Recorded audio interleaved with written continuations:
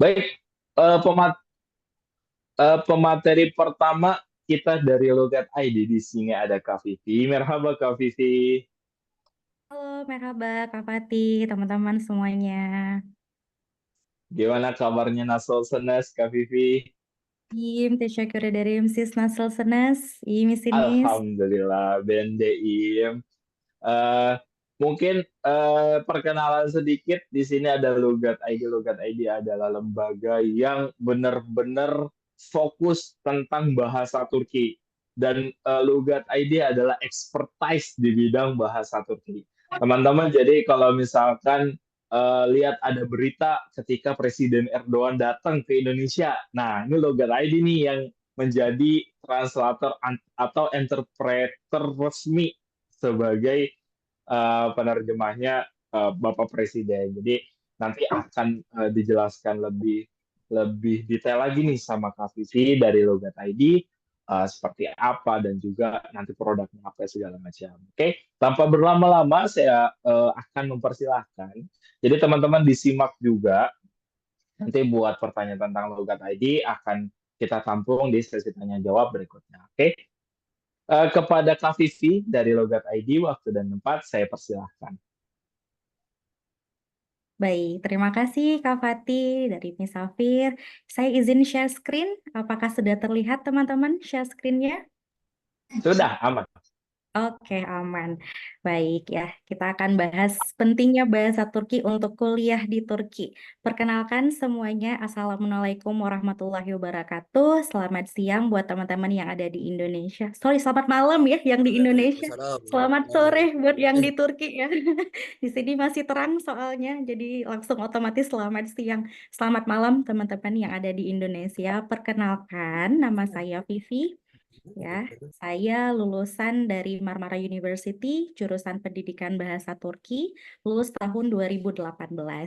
Di tahun 2016 saya sempat mengikuti program exchange Erasmus ke Jerman, tepatnya di Duisburg Essen University. Saat itu saya tidak pakai bahasa Jerman, full pakai bahasa Turki, di kelas pakai bahasa Turki, kemana-mana pakai bahasa Turki, belanja ketemu orang Turki, di transportasi umum ketemu orang Turki, dapat diskon banyak ya. Full pakai bahasa Turki.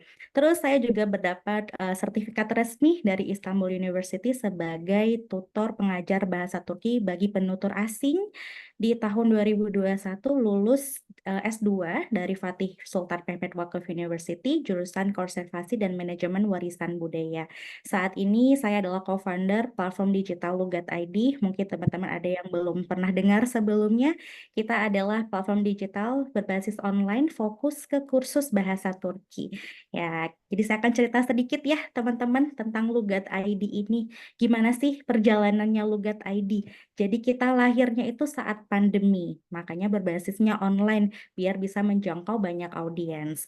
Nah, Lugat ID ini kita lahirkan karena keresahan awalnya. Pada saat itu banyak banget akun bahasa Turki yang menurut kita tuh kurang sesuai dengan grammar. Bahkan studennya itu udah banyak, udah bikin sertifikat, di sertifikatnya juga salah tulisannya waktu itu. Postingannya juga banyak sekali dan postingannya banyak yang salah. Nah, ini keresahan kita pada saat itu. Terus juga banyak teman-teman yang belajar bahasa Turki secara otodidak, bikin konten ya, jadi konten creator. Lah saya merasa, loh kok saya yang jurusannya bahasa Turki nggak ngapa-ngapain ya? Malah saya sebagai penonton, bukan sebagai creator. Nah, dari situlah kita mulai bikin website, bikin akun Instagram, bikin YouTube.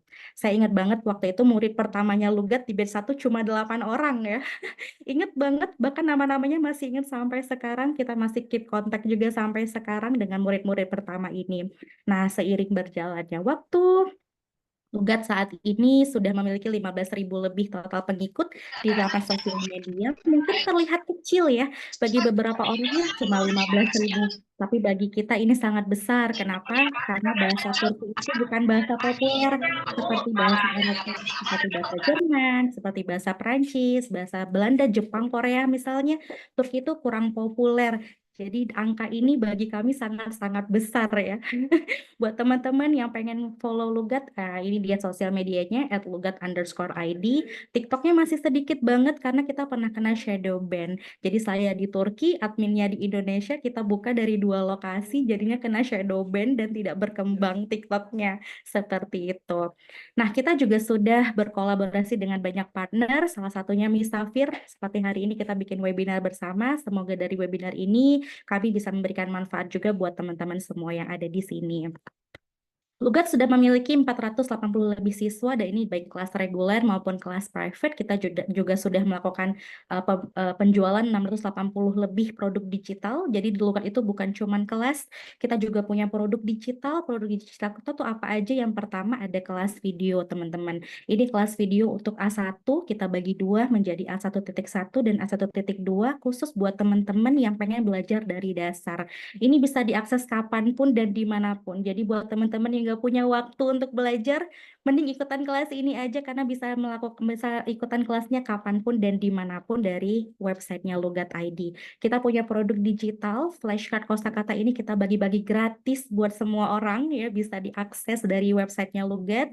Kita punya modul pembelajaran level A1, punya kosakata level A1 buat pemula. Kita punya Lugat Card mulai dari 300 kosakata, 600 kosakata sampai 900 kosakata, dan juga 3.100 kosakata, dan ini bundling, yaitu kata benda, kata sifat, dan kata kerja. Jadi kita punya banyak produk digital. Sedangkan produk fisiknya kita punya jaket Lugat, dan juga ini buku pertamanya kita. Buku ini dicetak tahun 2022, namanya Smart Book Bahasa Turki dan juga Kamus Kantong Turki Super Komplit. Saya yang tulis dan juga foundernya Lugat ID, Mas Imam Syafi'i, itu fotonya bersama Presiden Erdogan. Ya, jadi buku ini sudah terjual untuk smart booknya 1.500 eksemplar, kamus kantongnya udah 1.500 eksemplar, ini tidak lagi ada di pasaran. Jadi buat teman-teman yang nyari buku ini sudah tidak ada lagi, sudah habis. Kita saat ini punya cetakan kedua, baru keluar, namanya Simple Book Bahasa Turki. Ini adalah penyempurnaan dari buku sebelumnya. Jadi buku ini berisi grammar lengkap level A1 sampai A2, terdapat ungkapan sehari-hari, 500 kata benda dan kata sifat untuk level A1, pemula dasar, 200 kata kerja level A1, percakapan sehari-hari sesuai lokasi, dan juga ada barcode penjelasan via YouTube. Nah ya, buat teman-teman yang pengen punya buku ini, kita sedang lagi pre-order ini ya, 3 hari lagi ya. 3 hari lagi pas banget nih waktunya dengan Misafir ya, 3 hari lagi pre-order kita akan ditutup. Teman-teman bisa langsung hubungi admin di nomor berikut atau follow Instagramnya Terang Sejati. Ini Instagramnya penerbit kita ya, Terang Sejati. Oke, itu dia tentang Lugat. Sekarang saya akan bahas tentang bahasa Turki ya, teman-teman ya. Kita mulai masuk nih, kenapa sih bahasa Turki itu penting buat teman-teman yang pengen kuliah ke Turki ya. Jadi, maksimalkan belajar bahasa, maka kamu akan dapat manfaat yang luar biasa ya. Bisa kuliah di Turki itu pastinya pengalaman yang berharga banget ya buat kita semua, tapi menantang juga nih. Sekarang Turki lagi populer banget sebagai tujuan pendidikan. Banyak banget orang yang pengen datang ke Turki ya. Tapi ya, untuk bisa memaksimalkan pengalaman akademik dan sosial teman-teman di Turki, menguasai bahasa Turki itu sangat-sangat penting. Jadi bahasa tuh bukan cuma untuk alat komunikasi aja, tapi juga kunci buat memahami budaya, sistem pendidikan, sama masyarakat setempat. Nah, pertama, manfaatnya adalah manfaat akademik. Ya, di Turki itu sebagian besar program studinya menggunakan bahasa Turki, walaupun ada beberapa program yang memang menggunakan bahasa Inggris sebagai medium pengajaran. Tetapi ketika teman-teman mempunyai kemampuan bahasa Turki, itu akan mendapatkan keuntungan tambahan nih, apa aja? Misalnya, teman-teman bisa lebih mudah memahami materi perkuliahan. Terus untuk berinteraksi dengan dosen atau dengan teman-teman jadi lebih mudah. Kita udah kelihatan ya, orang asing nih di kelas, misalnya sendiri doang nih, itu udah jadi satu poin plus banget nih buat dikenal sama dosen. Apalagi kalau misalnya teman-teman ngomong pakai bahasa Turki dengan baik, dengan bahasa yang bagus, itu akan jadi poin plus banget buat teman-teman bisa dikenal dengan dosen lagi ya kan. Terus banyaknya sumber daya akademik yang menggunakan bahasa Turki seperti buku teks, jurnal, artikel ini banyak yang pakai bahasa Turki. Jadi selain kemampuan komunikasi juga akan memperluas teman-teman untuk mengakses informasi-informasi akademik. Yang kedua, manfaatnya untuk integrasi sosial dan kultural. Ya, jadi kita kan pasti butuh interaksi ya dengan masyarakat setempat. Nah, dengan bahasa Turki pastinya akan mempermudah interaksi teman-teman baik di kampus maupun di luar kampus nih untuk berkomunikasi dengan orang-orang sekitar. Misalnya pergi ke market buat belanja atau menggunakan transportasi umum atau berpartisipasi dalam kegiatan sosial. Dan ketika kita bisa bahasanya, otomatis kita juga akan lebih mendalami budaya, mendalami tradisi dan kebiasaan orang-orang di sekitar. Nah, dari sini kita bisa memiliki pengalaman yang lebih kaya lagi nih, nggak cuman kuliah-kuliah doang ya, tapi juga punya pengalaman yang lebih bermakna selama kita studi di Turki. Yang ketiga, investasi masa depan nih teman-teman. Kenapa investasi masa depan? Nah, kalau teman-teman bisa menguasai bahasa asing ya, bukan cuma bahasa Turki aja, mungkin teman-teman bisa bahasa Inggris atau bahasa yang lain, ini akan membuka peluang karir yang lebih besar, karir internasional. Kalau di Turki berarti pakai bahasa Turki ya, berpeluang untuk berkarir di Turki setelah lulus. Jadi belajar bahasa ini sebenarnya adalah langkah strategis dan sangat dianjurkan nih buat teman-teman yang kuliah di Turki karena meningkatkan peluang karir nanti. Kenapa bisa meningkatkan peluang karir? Sekarang Turki lagi banyak banget buka bisnis dengan Indonesia misalnya, berhubungan dengan Indonesia tuh sangat-sangat digencar-gencarin banget nih belakangan ini. Jadi buat teman-teman yang bisa bahasa Turki, bisa masuk ke perusahaan internasional atau perusahaan Turki yang mau investasi di Indonesia, misalnya seperti itu ya. Terus apalagi bahasa Turki jadi memperkaya pengalaman budaya. Kenapa? Karena Turki tuh punya sejarah yang sangat kaya ya teman-teman, beragam. Warisan budayanya itu mempengaruhi berbagai aspek kehidupan, mulai dari arsitektur, seni, kuliner, karya sastra, musik-musik. Jadi ketika teman-teman bisa bahasanya, paham budayanya, ini bisa langsung masuk ke poin kelima kita, berkomunikasi lebih efektif dengan orang Turki. Jadi punya poin plus misalnya nih, kamu udah paham tentang budayanya di Ankara gimana, musik-musik di Ankara gimana. Ketika mau kenalan dengan orang ke Ankara bisa dipakai tuh poin-poin tadi. Jadi networking kita jadi lebih luas gitu ya. Penting banget. Dan yang terakhir manfaatnya itu peningkatan kemampuan kognitif. Belajar bahasa baru itu bisa meningkatkan fungsi otak kita loh, termasuk memori, kemampuan pemecahan masalah, keterampilan multitasking, bahkan penelitian itu menunjukkan kalau orang yang berbicara lebih dari satu bahasa itu punya kemampuan kognitif yang lebih baik di usia lanjut. Jadi bahasa Turki itu bukan cuma memperkaya aspek profesional dan budaya aja ya, tapi juga kontribusi untuk kesehatan mental kita nih, biar jadi lebih baik lagi ya. Nah, itu dia manfaat bahasa Turki. Tips belajar bahasa Turki buat kamu yang pengen belajar bahasa Turki harus gimana? Yang pertama, tingkatin kosakata kamu secara progresif ya. Jadi pelan-pelan nih dari barang-barang yang ada di sekitar kita, misalnya meja, kursi, rumah, tempat tidur dan segala macam. Sambil belajar kosakata, kamu juga pelajari tata bahasanya, pelajari grammarnya. Kenapa? Karena kalau bisa kosakata nggak tahu cara bikin kalimat ya sama aja. Atau kamu bisa bikin kalimat tapi nggak tahu kosakatanya ya sama aja. Jadi harus paralel nih si kosakata dengan grammarnya. Terus kamu juga harus kenali semua bagian dari struktur kalimat di bahasa Turki karena beda banget nih struktur kalimat bahasa Turki dengan bahasa Indonesia. Jadi ketika kamu mengenali struktur kalimatnya akan mempermudah kamu untuk bikin atau berkomunikasi dengan bahasa Turki. Yang keempat, praktekin pengucapan setiap kata dengan benar karena ada beberapa huruf di bahasa Turki itu yang berbeda dengan bahasa Indonesia. Nah, jadi tuh harus latihan tuh gimana cara bilang huruf e itu gimana. Caranya bagaimana? Mungkin bisa dengan mendengar orang Turki berbicara, misalnya nonton film atau dengerin musik Turki sambil didengerin nih, sambil dituruin cara mereka ngucapinnya gimana. Nah, jadi kita ikutin aja nih, dia bilang abla gimana ya? Abla atau hotel gimana cara bilangnya? Nah, gitu ya. Jadi ketika kita menirukan cara mereka ngomong bahasa Turki, otomatis nanti pronunciation kita di bahasa Turki jadi lebih baik. Terus jangan campur adukkan bahasa Turki dengan bahasa lain ya. Ntar pusing nih. Sambil belajar bahasa Turki, belajar bahasa Rusia misalnya ya. Bakalan pusing banget. Jadi satu-satu belajar bahasa Turki dulu, kalau sudah selesai baru masuk ke bahasa yang lain gitu. Ya buat kamu yang pengen kuliah ke Turki, ini saran dari aku ya. Ini future steps yang harus kamu lakukan. Keberhasilan 4 tahun kuliah itu ditentukan oleh 1 tahun kelas persiapan Tomer. Ketika kamu berhasil di kelas Tomer ini, maka 4 tahun kuliahnya akan baik-baik saja. Atau kebalik, ketika 1 tahun kamu bahasa ini tidak kamu optimalkan, otomatis 4 tahun kuliah jangan harap IPK di atas 3. Ya. Jadi jangan pernah sepelekan kelas Hazerlek. Hazerlek itu artinya persiapan ya. Perbanyak praktek, komunikasi dengan native, jangan malu, jangan menutup diri, jangan takut walaupun grammarnya salah, ngomong aja, banyakin ikut seminar, kegiatan, panel di kampus di luar jam Tomer tadi itu, pokoknya banyakin jam terbang. Inputnya banyakin, dengerin native, dengerin musik, dengerin film, baca buku. Nah, setelah itu outputnya akan menjadi baik. Nah, itu dia dari saya ya, teman-teman. Terima kasih banyak yang sudah mendengarkan. Terima kasih juga buat Kak Fatih dan Miss Safir. Semoga bisa bermanfaat ya ilmunya. Sekian dari saya. Assalamualaikum warahmatullahi wabarakatuh. Waalaikumsalam warahmatullahi wabarakatuh. Terima kasih banyak Kak Vivi dari Logat ID. Kita sudah mendapatkan materi yang singkat tapi padat banget. Jadi terima kasih sekali lagi Kak Vivi.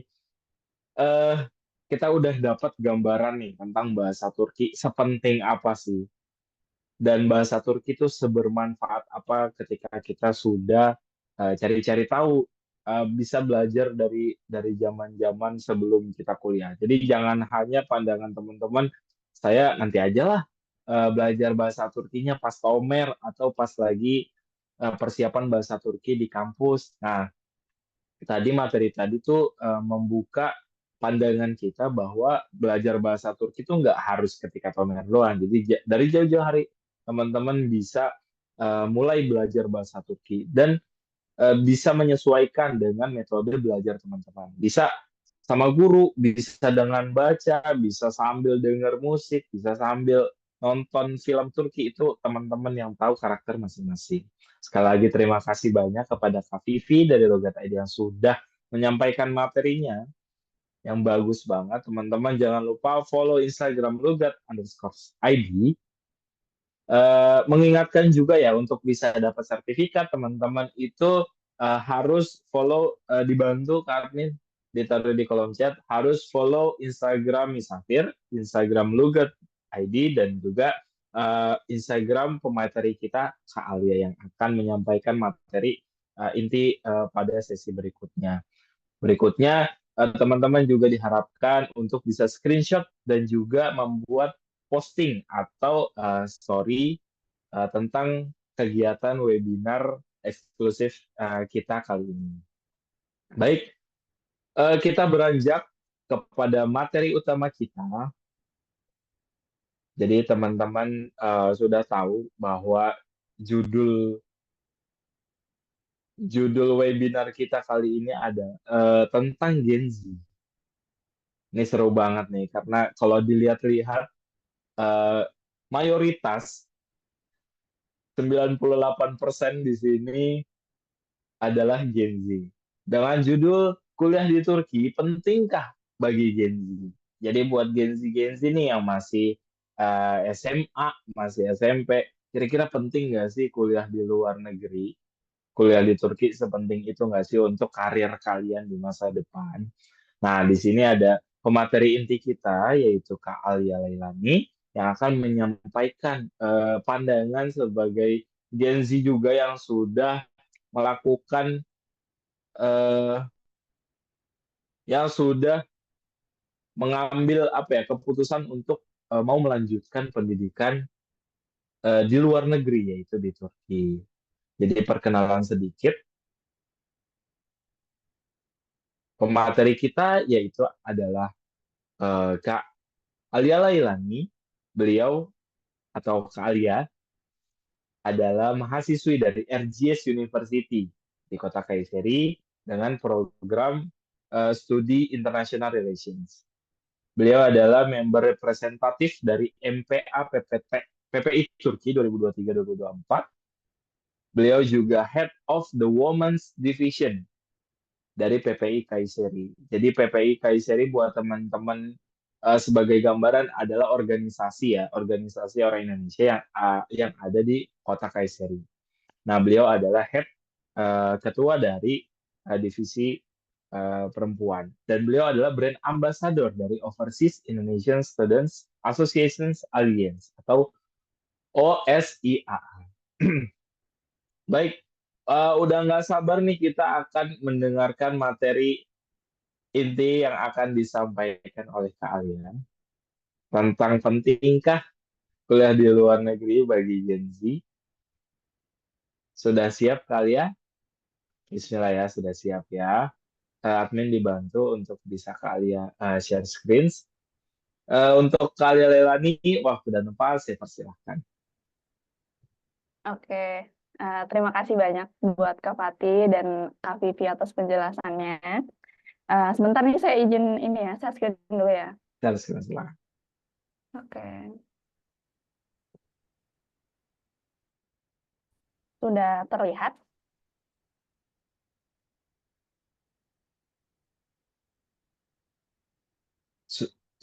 Masih buffering ya? Iya, masih start screen sharing.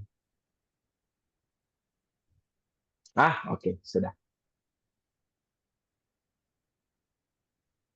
Sebentar di saya malah apa ya? Malah buffering. Sebentar. Baik. Oke, udah ya? Oke, udah. Silakan Kak. Bismillahirrahmanirrahim. Assalamualaikum. Selamat malam semuanya. Perkenalkan, nama aku Alia Lailani. Aku asalnya dari Banjarmasin, Kalimantan Selatan.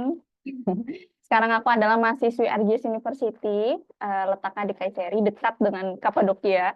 Oke, mahasiswa tahun keempat, jurusan Hubungan Internasional. Terus aku aktif sebagai content creator, aku aktif untuk menjadi host dan juga pengajar bahasa Inggris di platform aku sendiri. Nah, hari ini kita bakalan bahas tentang belajar di luar negeri untuk Gen Z. Buat teman-teman yang belum tahu, Gen Z itu apa sih gitu. Nah, jadi menurut Wikipedia, Gen Z atau Zoomer adalah orang yang memiliki rentang umur 1997 sampai 2012. Ada juga yang bilang 1995 sampai 2010. Generasi yang dikenal sebagai generasi strawberry dan kreatif. Nah, strawberry ini maksudnya apa sih?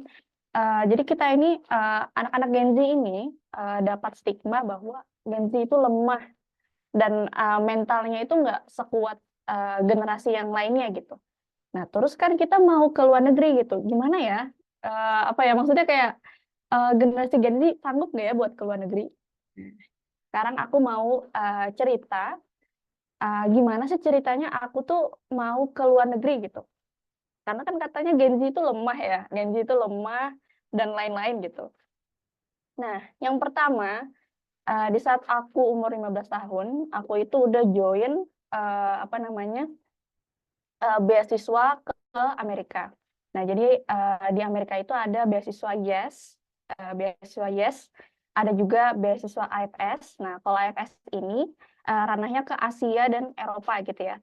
Kalau YES ini khusus untuk ke ke US, ke state. Nah, tapi qadarullah saat di tahap terakhir banget setelah aku melewati berbagai rintangan, berkas dan lain-lain di saat umur aku 15 tahun itu, pas aku udah sampai ke Jakarta nih, walau-walam di tahap akhir aku gagal gitu.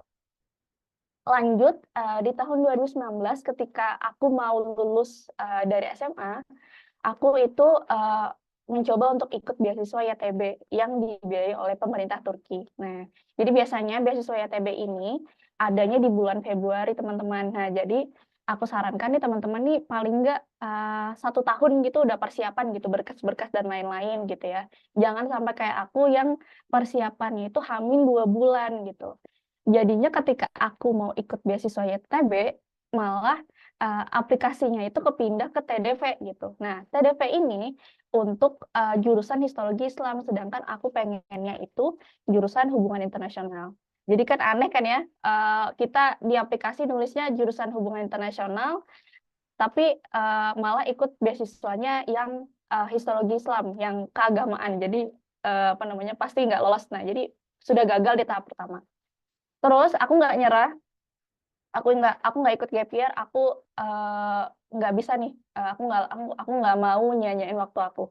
Nah jadi aku mendaftar secara mandiri kuliah di apa namanya di dua universitas. Yang pertama Ankara Yıldırım Beyazıt Universitesi dan RGS Universitesi di tahun 2019.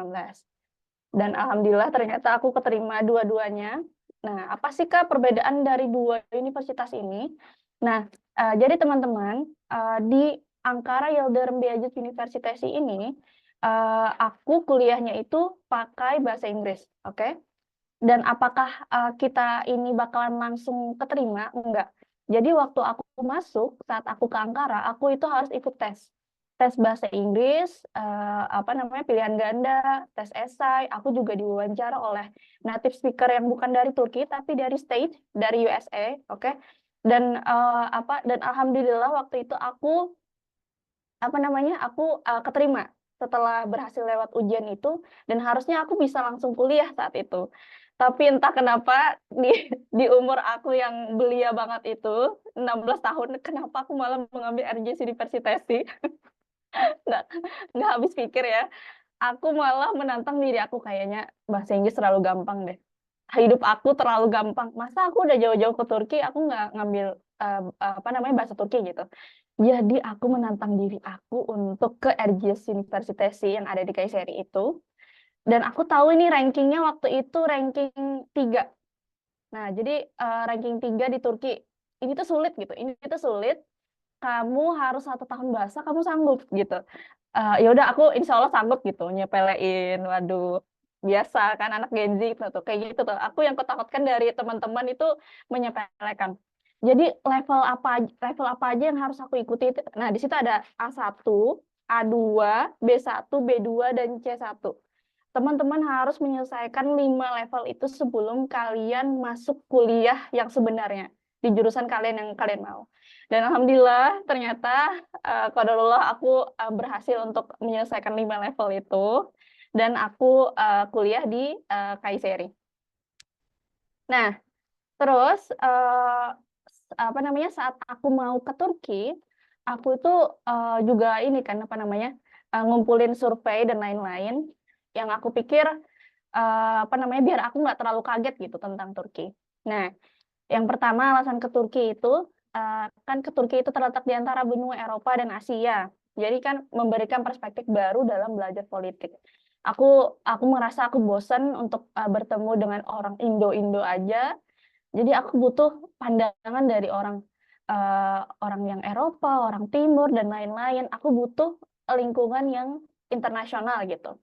Nah, aku juga suka nih sejarah Islam gitu. Aku ngefans banget sama Muhammad Al-Fatih waktu itu. Jadi ini pemikiran anak 16 tahun ya, teman-teman. Jadi nanti aku kasih tahu kejutan-kejutan apa yang setelah aku dapatkan di Turki.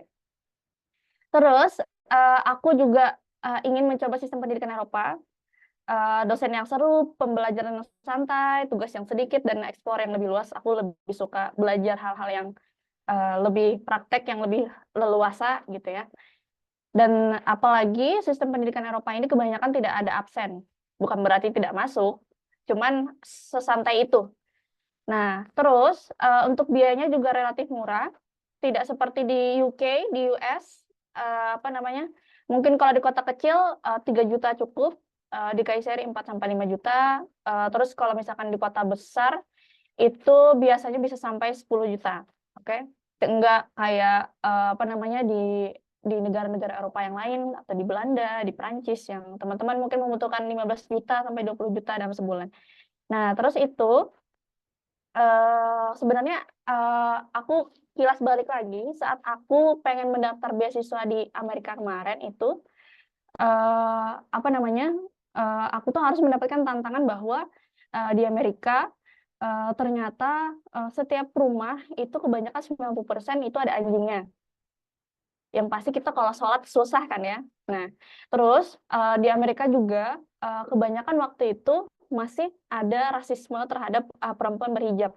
Nah, jadi aku ini bertekad gimana caranya aku mau ke luar negeri dengan biaya yang masuk akal, yang aku tuh dapat pendidikan bagus, tapi aku gampang untuk dengar azan, terus aku mudah cari masjid, aku nggak harus ke fitting room gitu. Nah, jadi kebanyakan teman-teman aku yang ke Eropa saat mereka berkuliah, mereka itu ke fitting room teman-teman buat sholat ya, karena jarak susah untuk mencari masjid kala itu. Nah, sekarang aku mau cerita tentang pengalaman di Turki. Nah, di Turki itu aku senang banget ya teman-teman, karena kenapa senang banget, karena aku ngerasa aku bisa belajar banyak hal tanpa takut dijudge, oke. Nah, mungkin kalau di Indonesia, kenapa baru sekarang belajar, kok gitu dong, nggak bisa. Di saat aku ke luar negeri, aku tuh bisa explore banyak hal, dan aku tuh nggak takut dijudge gitu. Nah, jadi apa kesempatan yang datang ke aku pun juga tarik bola untuk improve potensi aku gitu. Dan aku juga nggak tahu ternyata potensi aku tuh banyak. Ternyata aku suka banget untuk menjadi host, menjadi MC, atau menjadi public speaker seperti sekarang. Aku juga ternyata punya passion di ngajar gitu. Aku ngajar bahasa Inggris untuk orang-orang Indonesia di sini, ketika mereka pengen ikut Erasmus, ketika mereka ingin ikut ujian, atau misalkan orang-orang Turki yang ingin belajar bahasa Inggris gitu. Nah, terus juga aku juga di sini malah belajar konten.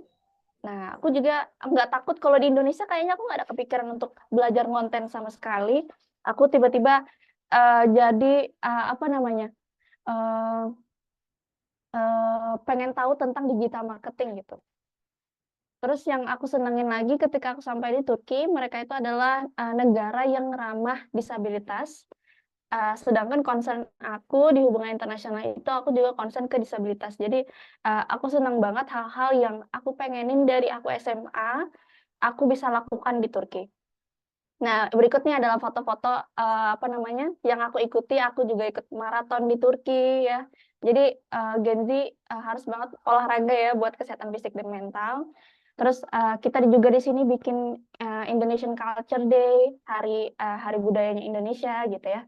Terus aku juga jadi content creator di Lemon 8, di TikTok, di Instagram.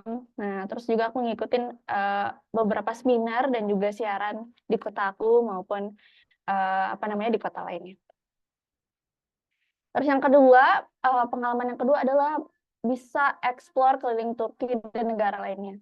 Nah, ketika menjadi orang, aku tuh dari dulu suka banget baca, tapi one thing selama kita bekerja nanti, kita itu butuh banget untuk bersosialisasi, butuh banget untuk tahu sifat-sifat orang, kita perlu tahu di negara orang itu ada apa. Jadi jangan cuman belajar di kamar doang, tapi keluar, oke? Nah, jadi kalau teman-teman lihat yang di kanan, di sini ada Turki bagian paling timur, terus yang di tengah itu bagian yang barat di Istanbul, dan juga ada yang timur lagi, aku sampai ke Mekah gitu. Karena jarak tempuhnya itu cuma 4 jam doang gitu, dan aku lakukan sendiri gitu. Jadi aku manfaatin bener-bener waktu-waktu aku selama di Turki. Nah, terus manfaatin privilege. Nah, aku karena bertemu banyak teman dari penjuru dunia, bikin aku haus lagi akan ilmu. Aku haus akan oh kayaknya kalau misalkan bertemu dengan orang Somali, kayak gimana ya? Dan nggak ya apa yang ada di media tentang negara mereka? Kayaknya aku perlu deh diskusi sama mereka kayak gitu. Apalagi ketika kalian menjadi masuk dalam hubungan internasional. Jadi kalian perlu tahu banget setiap negara budayanya seperti apa dan lain-lain. Nah, jadi aku mau memanfaatkan privilege itu. Jadi setiap kali misalkan ada conference, ada apa-apa, aku ikut. Walaupun aku di Kayseri, ada conference di di Ankara atau di Istanbul, aku ambil ransel aku pergi. Aku nggak berdiam diri cuman di Kayseri di tempat aku. Terus juga aku juga memanfaatkan organisasi yang misalnya organisasi PPI.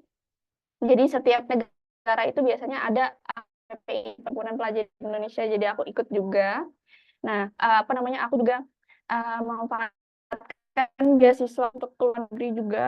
Jadi kalau misalkan kalian lihat teman-teman, Kak Vivi kan ikut beasiswa Erasmus. Nah, beasiswa Erasmus ke Jerman. Nah, kalau aku itu ikut beasiswa Erasmus yang untuk stage, yang internship. Nah, gitu ya. Jadi beasiswa Erasmus itu ada dua, ada yang buat kalian kuliah lagi, oke? Nah, untuk mengganti semester kalian. Jadi kayak misalkan semester 6 kayaknya aku pengen deh ke Paris gitu.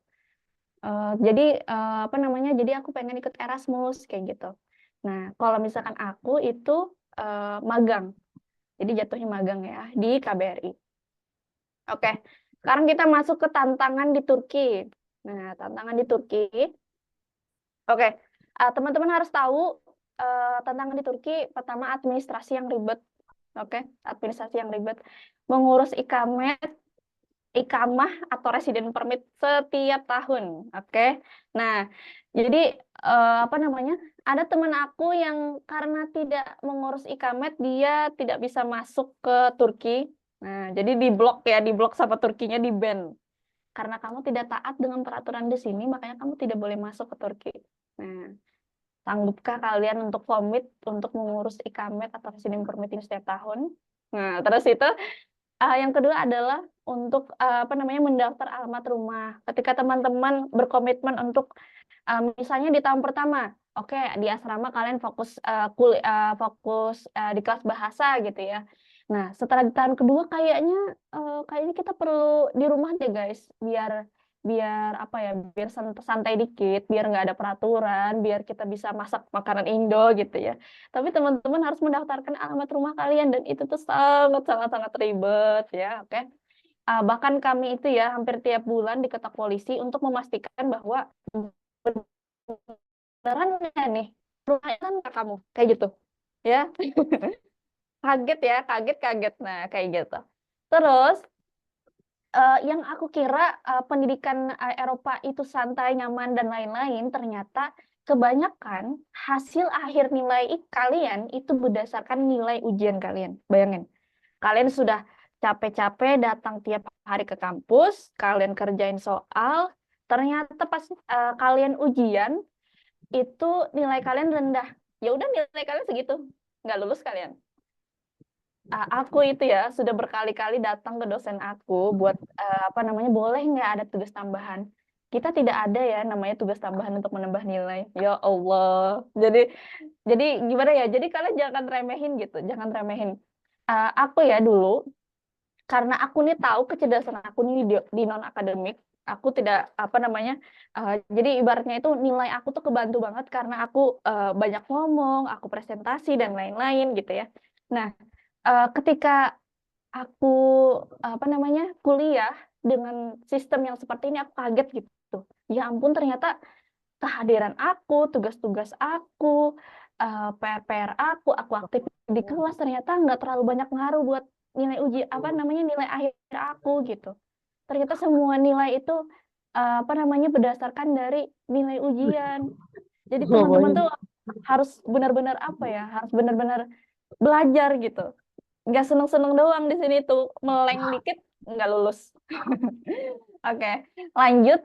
Tantangan di Turki juga menjaga pergaulan dan gaya hidup di negara sekuler. Nah, yang aku teman-teman, negara sekuler itu apa sih? Negara sekuler itu adalah negara yang tidak mencampur adukan agama dengan peraturan apa namanya pemerintahannya, politiknya, dan negaranya. Nah, jadi ketika aku kira Turki itu adalah negara Islam gitu-gitu ya, ternyata enggak, ternyata enggak.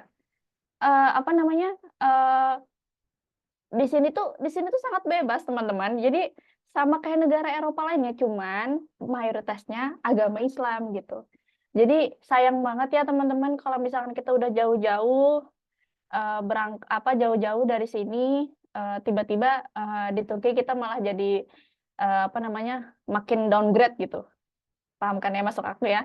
Nah jadi apa namanya penting juga untuk menjaga pergaulan dan gaya hidup. Semoga teman-teman tidak menyentuh yang namanya alkohol, semoga teman-teman tidak mencoba yang namanya free sex dan lain-lain karena kalian punya kebebasan yang bebas banget di negara orang dan kalian bertanggung jawab atas keputusan kalian sendiri kayak gitu. Nah, terus juga yang penting lagi tantangannya adalah memahami kondisi sosiopolitik di sana. Di Turki ternyata adalah negara yang sangat nasionalismenya tinggi, oke? Karena apa namanya? Karena kebanyakan orang-orang itu sangat mempertahankan bahasanya, which is sebenarnya bagus. Di Spanyol pun seperti itu. Kalau kamu ke Spain, kamu bahasa Spanyol. Kalau kamu ke Turki, kamu pakai bahasa Turki. Sebenarnya bagus agar bahasa Turki mereka tuh nggak luntur gitu di tengah globalisasi yang pesat banget kayak gini. Tapi negatif lainnya adalah mereka kurang tahu apa namanya, ada orang asing gitu. Jadi waktu lagi COVID dengan muka Chinese-ku yang seperti ini aku mendapatkan beberapa rasisme ya. Jadi kayak nggak apa-apa lah, kan ini memang sudah keputusan. Nah, jadi aku pengen teman-teman tuh tahu bahwa kuliah artinya tinggal di Turki gitu. Kuliah berarti juga tinggal di tempat sana, memahami kondisi sosial politik di sana dan lain-lain. Nah, sekarang ada do's and don'ts. Kalau misalkan ke luar negeri itu apa sih yang harus dilakukan dan nggak boleh dilakukan? Yang pertama, tahu tujuan ke luar negeri, oke? Jangan ke sini karena kabur dari rumah. Aku punya orang tua strict parent. Aku nggak mau dikekang, aku mau ke luar negeri. Jangan. Aku apa namanya? Aku pengen bebas. Aku pengen kabur dari rumah. Aku udah capek. Aku kayaknya udah capek deh di tempat ini. Aku pengen ke luar negeri. Jangan, oke? Jangan karena apa? Karena ketika kalian keluar negeri, kalian juga akan mendapatkan masalah yang sama besarnya, oke? Karena mengurus kehidupan di sini juga ribet dan pasti aja banyak hal yang kalian harus hadapi. Jadi ibaratnya tuh kayak masalah kalian tuh jadi dua gitu, oke? Jadi pastiin bahwa kalian tahu tujuan ke negeri apa, niat kalian di sini untuk belajar dan bukan lain-lain. Nggak mungkin dong niat ke sini apa namanya buat nipu orang kayak gitu kan, nggak mungkin. Nah, yang kedua itu punya target setiap tahunnya. Kenapa aku bilang kayak gini? Karena akses kita untuk liburan, jalan-jalan, dan having fun segala macam itu mudah banget karena kita lagi di Eropa. Mau ngapa-ngapain terserah gitu. Meleng dikit nggak lulus. Gue bilang kayak gitu kan. Nah, jadi tidak boleh don'ts untuk hanya ingin bersenang-senang kayak bio Instagram ya. Hanya ingin bersenang-senang. Jangan. Jadi harus tahu kalau misalkan oh kayaknya aku bersenang-senangnya habis selesai kuliah aja deh. Nah, jadi tidak mungkin sekolah terus, nggak mungkin. Yang ketiga adalah menjaga norma. Menjaga norma ya. Nah, teman-teman harus menjaga norma. Karena apa? Karena kalian itu perwakilan dari orang Indonesia. Nggak usah alumni apa deh segala macam di kepala kalian nih, ini orang Indonesia. Jangan malu-malu, jangan malu-maluin. Kayak gitu ya. Karena nama Indonesia itu baik banget di mata orang Turki. Dijaga, oke? Jangan jadi rebel, malu. Nah, apa yang tidak boleh dilakukan adalah menipu orang, tidak taat aturan, dan lain-lain. Karena apa? Apakah kalian orang Indonesia itu baik semua ketika di Turki? Enggak. Ada yang datang ke sini untuk menipu orang, menyesatkan orang, dan lain-lain. Sampai menjadi imigran gelap, terus tidak taat aturan. Apa namanya? Jangan sampai kita udah jauh-jauh ke Turki malah jadi kriminal, jadi imigran gelap, jadi hal-hal yang tidak kita sukai gitu. Atau orang-orang tua kita sayangkan. Terus yang kita lakukan adalah mempelajari politik dan sejarah. Jangan judgmental. Buka aja dulu, walaupun sebelum ke Turki kita sudah punya pemikiran bahwa kayaknya tokoh ini tuh berbahaya deh. Kayaknya ini deh, itu deh. Oke, sekarang coba ke sana, pelajari sejarahnya, politiknya, baru resapi. Oh, ternyata tidak seperti yang aku pikirkan ya. Jangan sok tahu. Karena aku ini takut banget ya karena apa namanya karena udah dapat ilmu baru langsung aja ngomong ke publik bahwa ternyata Turki kayak gini guys, ternyata Turki politiknya kayak gini guys. Untung yang lihat tuh kita semua. Kalau yang lihat polisi kamu ditangkap gimana? Memang kalian kira gampang mengurus apa namanya sistem-sistem di sana itu? Kalau kalian masuk penjara gimana? Nah, jadi penting untuk tahu eh, politik dan sejarahnya, aturan-aturan di sana gitu. Oke ya teman-teman ya. Nah, sekarang ini kita masuk ke tips and trick living abroad. Nah, yang pertama tips dari aku adalah belajar bahasa Inggris dan bahasa asing negara yang ingin dituju. Minimal start dari SMA. Nah, jadi waktu itu alhamdulillah sejak SD aku tuh udah belajar bahasa Inggris sampai aku gede, dan ternyata itu benar-benar memudahkan aku ya untuk ikut study exchange atau misalkan ikut beasiswa untuk magang ke luar negeri lagi, atau misalkan ikut ujian. Makanya kayak yang aku bilang tadi kan, ketika aku ikut apa namanya, ikut ujian untuk kuliah di Ankara, aku tuh nggak menghabiskan 1 tahun lagi gitu untuk kuliah bahasa, karena aku udah lulus di ujian. Itu karena apa? Karena aku sejak SD aku sudah belajar bahasa Inggris. Nah, dan teman-teman misalkan pengen ke Jepang gitu, berarti dari startnya minimal start dari SMA untuk belajar kanji. Pengen ke Cina, berarti dari sekarang untuk belajar bahasa Mandarin gitu ya. Jangan apa namanya, hamin 1 tahun gitu. Jangan kayak gitu. Terus yang kedua adalah belajar soal-soal untuk ujian internasional. Misalkan teman-teman pengen ke STEM, apa namanya, ke jurusan yang matematik atau jurusan yang IPA-IPAan, belajar SAT, teman-teman. Teman-teman pernah ini nggak sih nonton COC, Class of Champion? Nah, ya kan?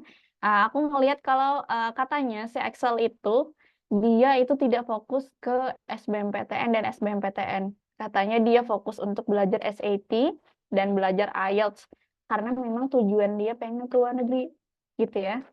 Nah, jadi efisiensi waktu.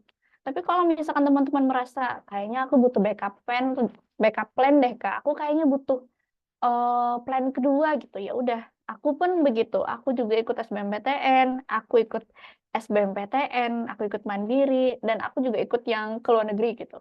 Jadi semua kesempatan aku coba. Yang ketiga, tahu jurusan yang tepat di negara yang tepat. Jangan apa namanya, misalkan ngambil pertanian, ngambil di Turki, kan nggak make sense ya. Mending ke Taiwan, ke Vietnam, yang memang penghasil beras yang terbaik gitu. Nah, terus misalkan aku pengen ngambil kedokteran di Turki, Kak. Oke, kalau misalkan ngambil spesialisasi bedah, banyak kan orang rame-rame untuk apa namanya, numbuhin rambut gitu ya dan lain-lain.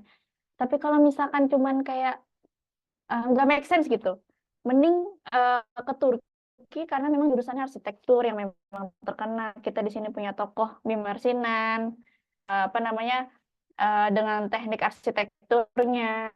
Terus apa namanya, kita juga bisa ngambil PWK gitu ya, perencanaan wilayah kota, ngambil jurusan sosial gitu. Pokoknya kalian harus tahu jurusan yang tepat di negara yang tepat, oke?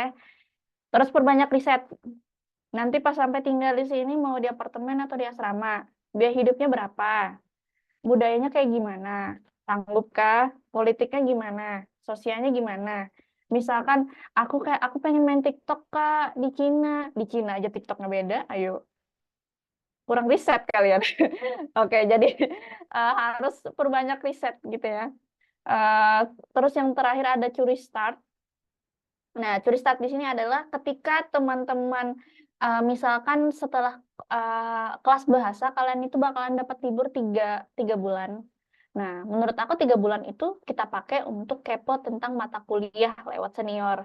Kita tanya-tanya, Kak, buku apa aja nih yang harus dibeli?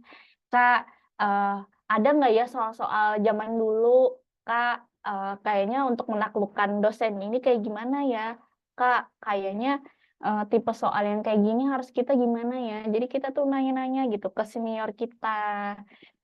Karena aku sedih banget dulu ke 3 bulan itu malah aku pakai untuk bersenang-senang, malah aku pakai untuk liburan dan lain-lain gitu. Kalau misalkan aku menahan diri aku untuk apa namanya, curi start dari awal, aku kira bakalan lebih mudah untuk lulus dari sini gitu. Terus juga belajar mata kuliah sebelum kuliah. Jadi semisal aku nih hubungan internasional, aku nggak ngerti nih dengan buku-buku Turki. Jadi aku itu beli buku-buku hubungan internasional yang Indonesia gitu ya. Jadi aku pelajari dulu dan segala macam. Nah, sekarang untuk triknya, ini trik ya, yang aku harap Alia kecil itu tahu dari awal. Yang pertama adalah fokus belajar bahasa di tahun pertama dan tinggal di asrama, oke? Nah, yang kita pikirkan itu adalah gimana caranya kita menguasai bahasanya dulu, fokus belajar bahasanya dulu, barulah kita tuh memikirkan betapa ribetnya tinggal di rumah, di apartemen gitu ya. Jadi penting banget untuk memang kalau kata Kak Vivi di tahun pertama tuh memang apa ya, penentu ya untuk nanti kalian tuh ke depannya kayak gimana gitu. Terus yang kedua adalah fokus observasi dan belajar mencari gaya belajar yang cocok di tahun pertama kuliah. Gini, kebanyakan teman-teman yang di tahun pertama kuliah di jurusan masing-masing itu biasanya meleng ke sana, ke sini, ke sana, ke sini, dan lain-lain. Padahal kalau misalkan kita itu, kan kita nih udah tomer nih ya, udah tomer di kelas bahasa. Ternyata teman-teman, di kuliah yang sebenarnya itu bahasanya akademik dan lebih sulit, oke?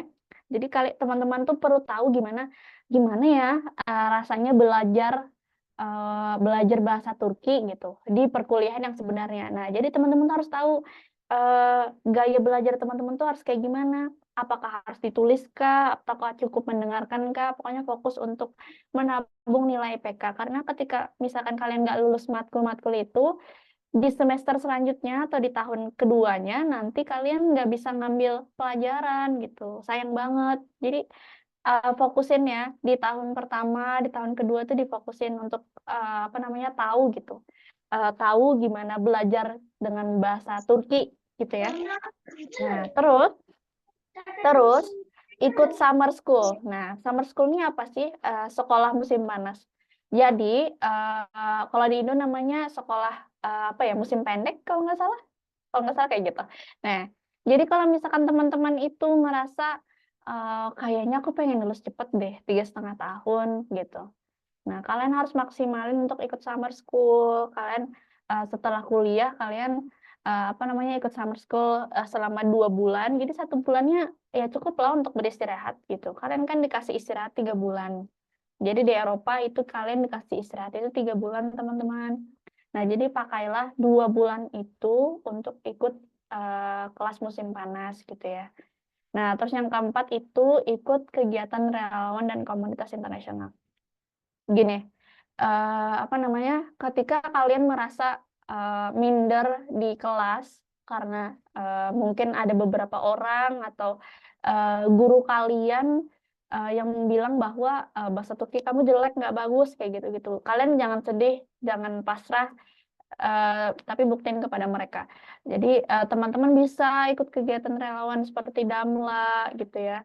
Nah, yang yang memang kalian akan tertantang untuk ngomong bahasa Turki tanpa takut dijudge, oke? Nah, jadi ikut kegiatan relawan di sini gitu. Dan juga ikut komunitas internasional di sini.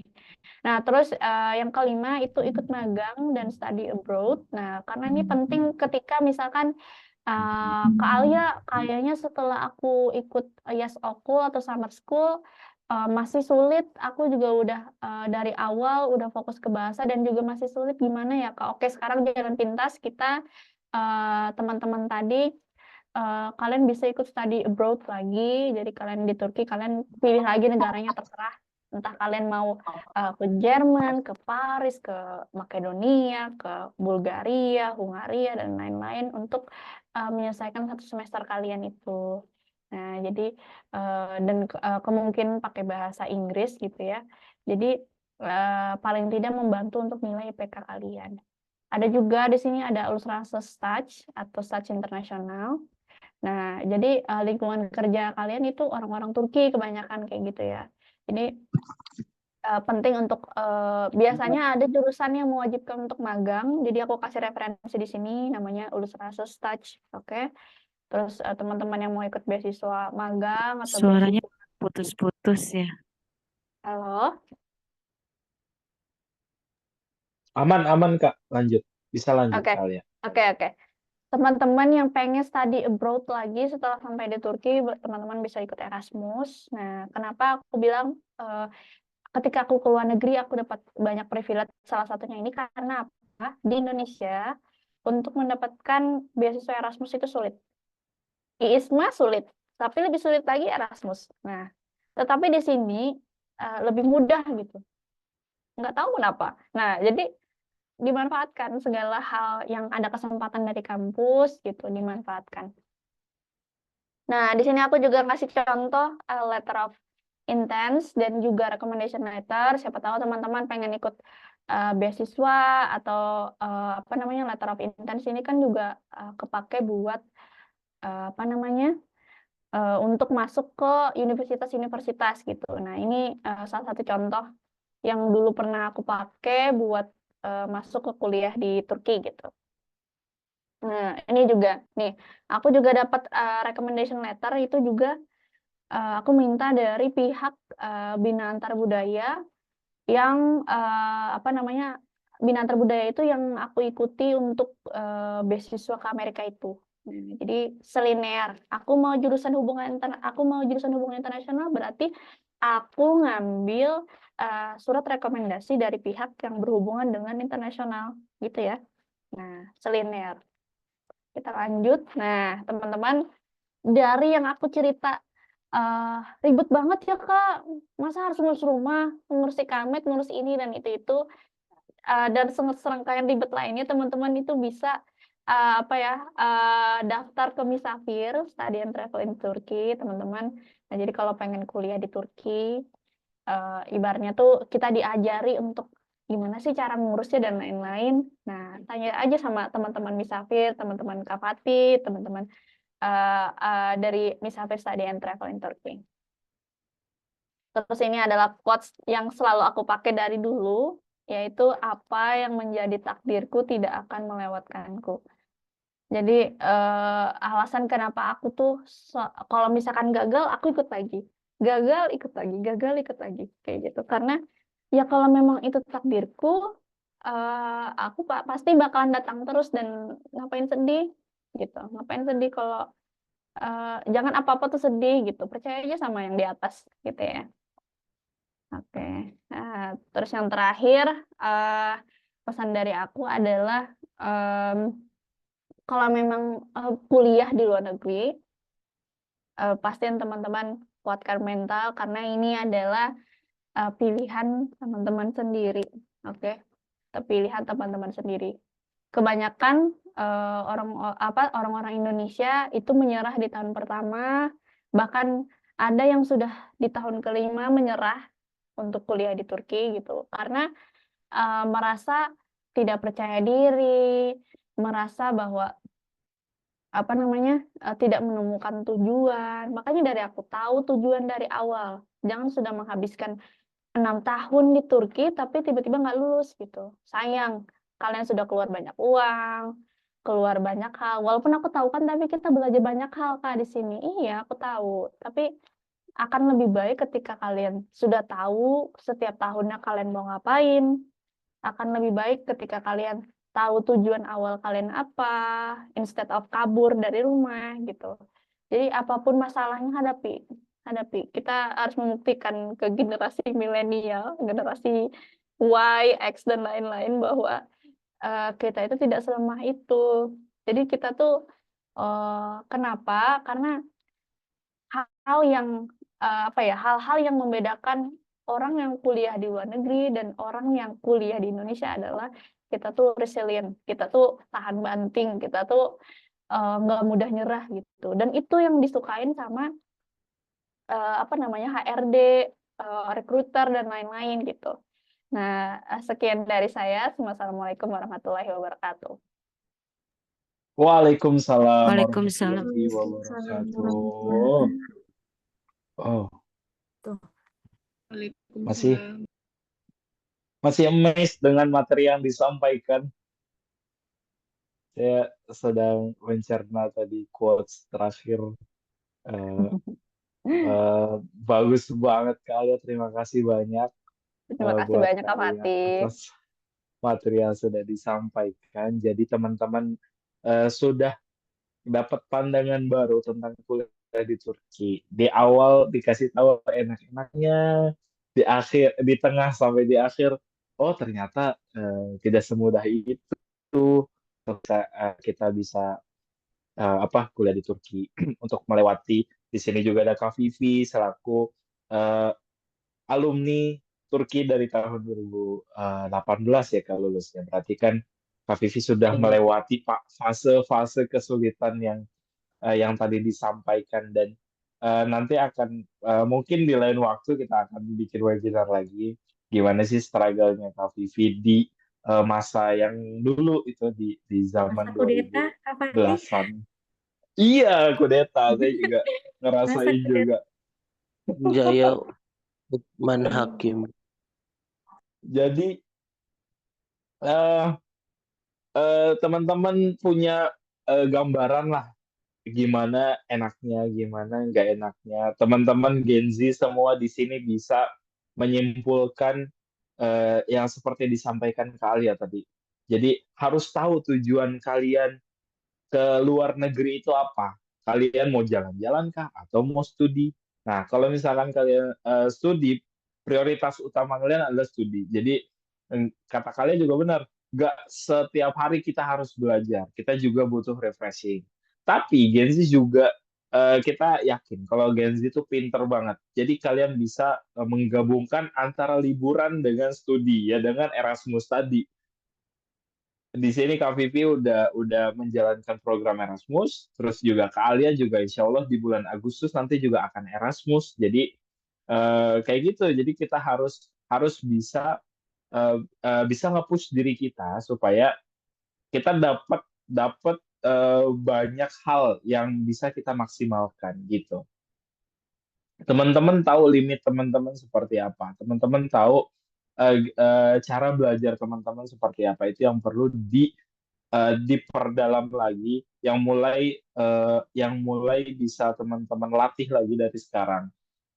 Ini sudah masuk masa liburan musim panas dan masuk ke masa pendaftaran kalau misalkan lagi mau ke PTN Turki. Tadi Kak Alia juga sudah jelaskan, Kak Alia itu dapat di AIBU dan dapat di RGS. Buat teman-teman sebagai gambaran untuk bisa dapat dua LOA itu memang sulit sekali, dan ketika sudah dapat jurusan bahasa Inggris, kalian sudah menjalani ada tesnya lagi untuk bisa bisa skip persiapan bahasa Inggris yang selama 1 tahun. Nah, itu kalau nggak lulus, teman-teman harus mengikuti persiapan bahasa Inggris selama setahun, bahasa Turki selama setahun. Jadi 2 tahun terbuang. Tapi kalian ini hebat sekali bisa bisa lolos di AIBU dan menggunakan bahasa Inggris dan sudah lolos preparation English-nya. Dan sekarang lagi RJS di tahun keempat. Insya Allah tahun ini berangkat Erasmus juga. Jangan lupa follow teman-teman Instagram kalian. Di sini admin sudah ada di kolom chat. Tuh, syarat sertifikat, screenshot kegiatan webinar, follow Instagram Safir, Logat, ID, dan kalian di @alia_lailani1. Di situ teman-teman bisa lihat nanti kegiatan Kak Alia selama melakukan kegiatan Erasmus gimana sih di sana, apa namanya, enaknya gimana, terus struggle-nya juga seperti apa, mungkin kalian bisa share di Instagramnya kalian. Sekali lagi terima kasih banyak kalian buat materi yang disampaikan. Kak Vivi juga terima kasih. Kita kita lihat jam dulu. Oh, masih cukup lama. Jadi kita akan bagi 2 sesi tanya jawab.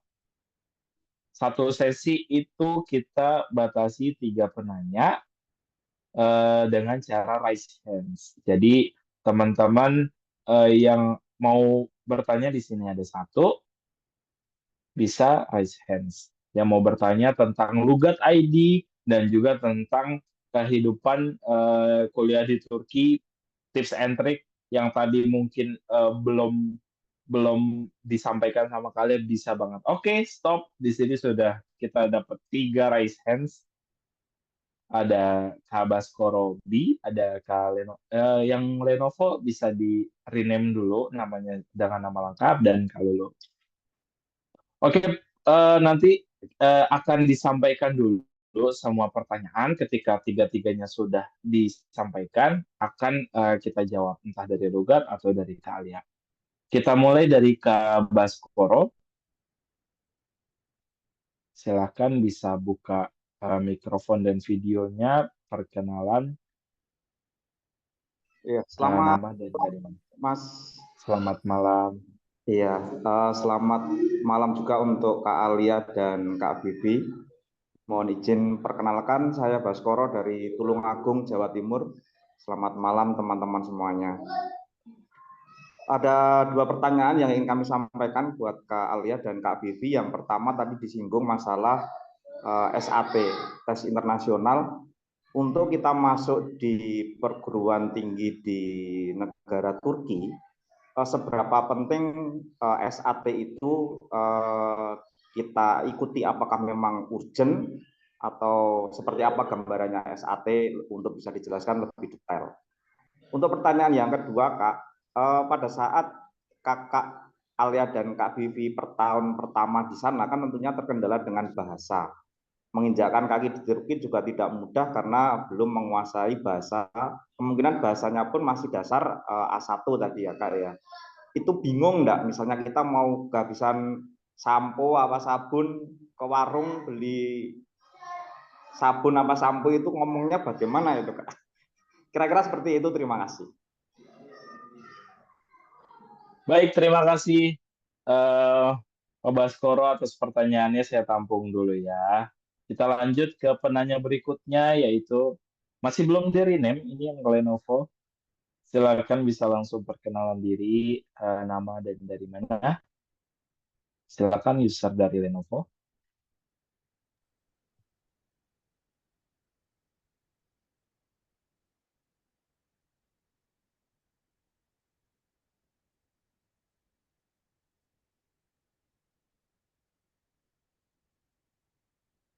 Suaranya belum masuk, Kak. Mohon maaf. Assalamualaikum Kak. Waalaikumsalam. Sudah masuk. Izin perkenalan, aku Intan.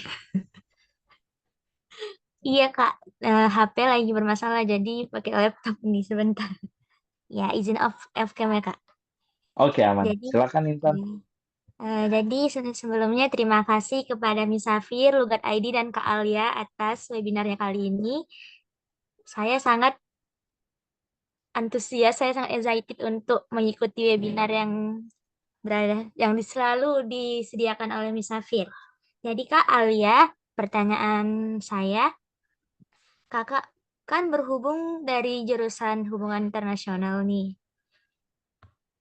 Pertanyaan aku, apa sih motivasi Kakak sampai mengambil hubungan internasional di Turki? Dan Kakak rasa, apa kelebihan jurusan hubungan internasional di Turki? Poin plusnya Kakak mengambil hubungan internasional di Turki itu kira-kira apa, Kak? Apakah benar hubungan internasional Turki itu sebaik yang pernah saya cari tahu sebelumnya? Karena kemarin juga pernah dapat banyak referensi gitu, kalau memang Fakultas Komunikasi di Turki, Fakultas Arsitektur itu dikenal bagus ya Kak di Turki. Jadi bagi pengalaman dong Kak tentang hubungan internasional di Turki. Teşekkürler. Puja Derin, terima kasih Kak Intan buat pertanyaannya. Bagus banget nih. Karena banyak yang niat mau hubungan internasional, nanti kita dengar pandangannya. Terus kita lanjut ke penanya terakhir di sesi pertama, yaitu Kak Lulu, silahkan. Nama dan dari daerah mana, silahkan diperkenalkan. Oke, sebelumnya Assalamualaikum warahmatullahi wabarakatuh. Perkenalkan, aku Lulu dari Kota Sukabumi. Sebelumnya izin bertanya Kak, seperti yang Kakak Alia mention sebelumnya, kalau apa yang diajarin bahasa di Tomer sama waktu perkuliahan itu kan beda ya Kak. Jadi kayak yang saya tahu Tomer itu buat sehari-hari. Kalau misalkan yang buat perkuliahan itu pakai bahasa akademik ya tadi kalau tidak salah. Nah, pertanyaan aku Kak, gimana caranya kita bisa ngikutin kelas kuliah dengan bahasa akademik tersebut sedangkan kita pas Tomer belajarnya bahasa sehari-hari ya Kak. Dan solusinya biar bisa ikut mengerti gitu, mengerti di kelas perkuliahan memakai bahasa akademik itu gimana Kak? Itu mungkin Kak. Terima kasih. Sama-sama, terima kasih kalau lo atas pertanyaannya. Jadi dari pertanyaan yang sudah disampaikan, kita nanti akan minta jawaban nih dari Kak Alia dan juga Kak Vivi selaku narasumber kita pada malam ini. Jadi saya izin sampaikan dulu nih Kak Alia. Jadi nanti saya kasih waktu Kak Alia buat menyampaikan jawabannya. Jadi saya rangkum pertanyaan-pertanyaan buat Kak Alia. Nanti setelah Kak Alia selesai menyampaikan, saya lanjut ke Kak Vivi gitu ya. Jadi ada pertanyaan pertama nih buat kalian dari Pak Baskoro, yaitu SAT nih kalian. Seberapa pentingkah kita harus mempersiapkan ujian SAT ini? Apakah untuk bisa masuk ke kampus PTN di Turki, khususnya top 10 gitu, top 10 univ di Turki itu eh, sepenting itukah kita harus punya SAT, dan kira-kira mungkin dari kalian ada nggak sih info kalau minimum nilai kita berapa dari total 1.600 nilai SAT, berapa sih yang perlu kita persiapkan untuk bisa masuk ke top 10 di university? Itu pertama tentang SAT. Yang kedua, pertanyaan dari Kak Intan, yaitu motivasi Kak Alia dalam mengambil jurusan hubungan internasional. Ini seru banget. Ini seru banget untuk didengar teman-teman, karena teman-teman pengen doang nih hubungan internasional di Turki, tapi nggak tahu motivasinya apa, nggak tahu tujuannya apa. Terus kelebihannya hubungan internasional di Turki apa dari pandangan kalian.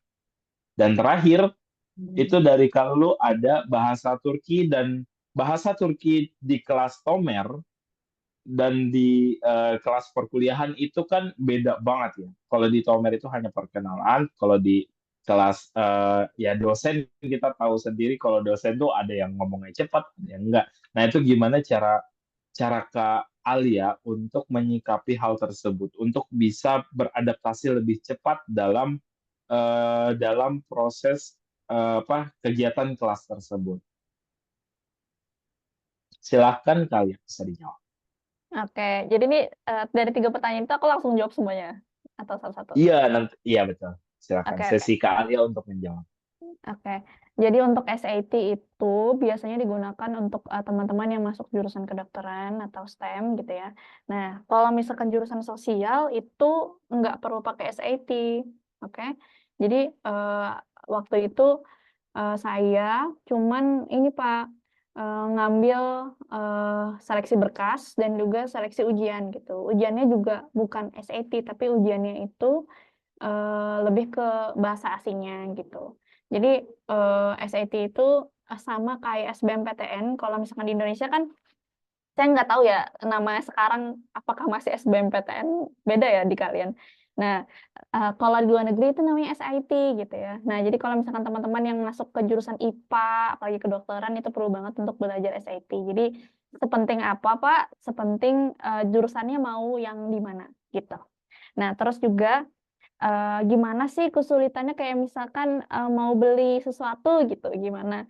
Dulu waktu itu aku sering banget buka di YouTube. Nah, misalkan jadi ada percakapan-percakapan atau teman-teman juga bisa beli bukunya. Aku lupa sih namanya apa. Kayak percakapan misalkan berapa harganya gitu ya. Nekadar. Jadi yang itu aja tuh yang aku ingetin. Kalau misalkan pengen sesuatu aku tinggal tunjuk nekadar ablan, nekadar abi, nekadar kayak gitu. Jadi apa namanya? Cukup untuk pelajari percakapan sederhana-sederhana, nanti ketika ngobrol sama orang Turki ya tambah lagi kalimat-kalimat conversation-nya kayak gitu. Nah, untuk Kak Intan apa sih kenapa gitu HI ke Turki gitu? Apakah sesuai dengan yang media umumkan gitu? Kenapa nggak ke Rusia? Kenapa nggak ke yang lain? Karena kan Rusia juga HI-nya bagus, Paris juga HI-nya bagus gitu. Nah, yang pertama apa namanya? Aku tuh namanya HI ya.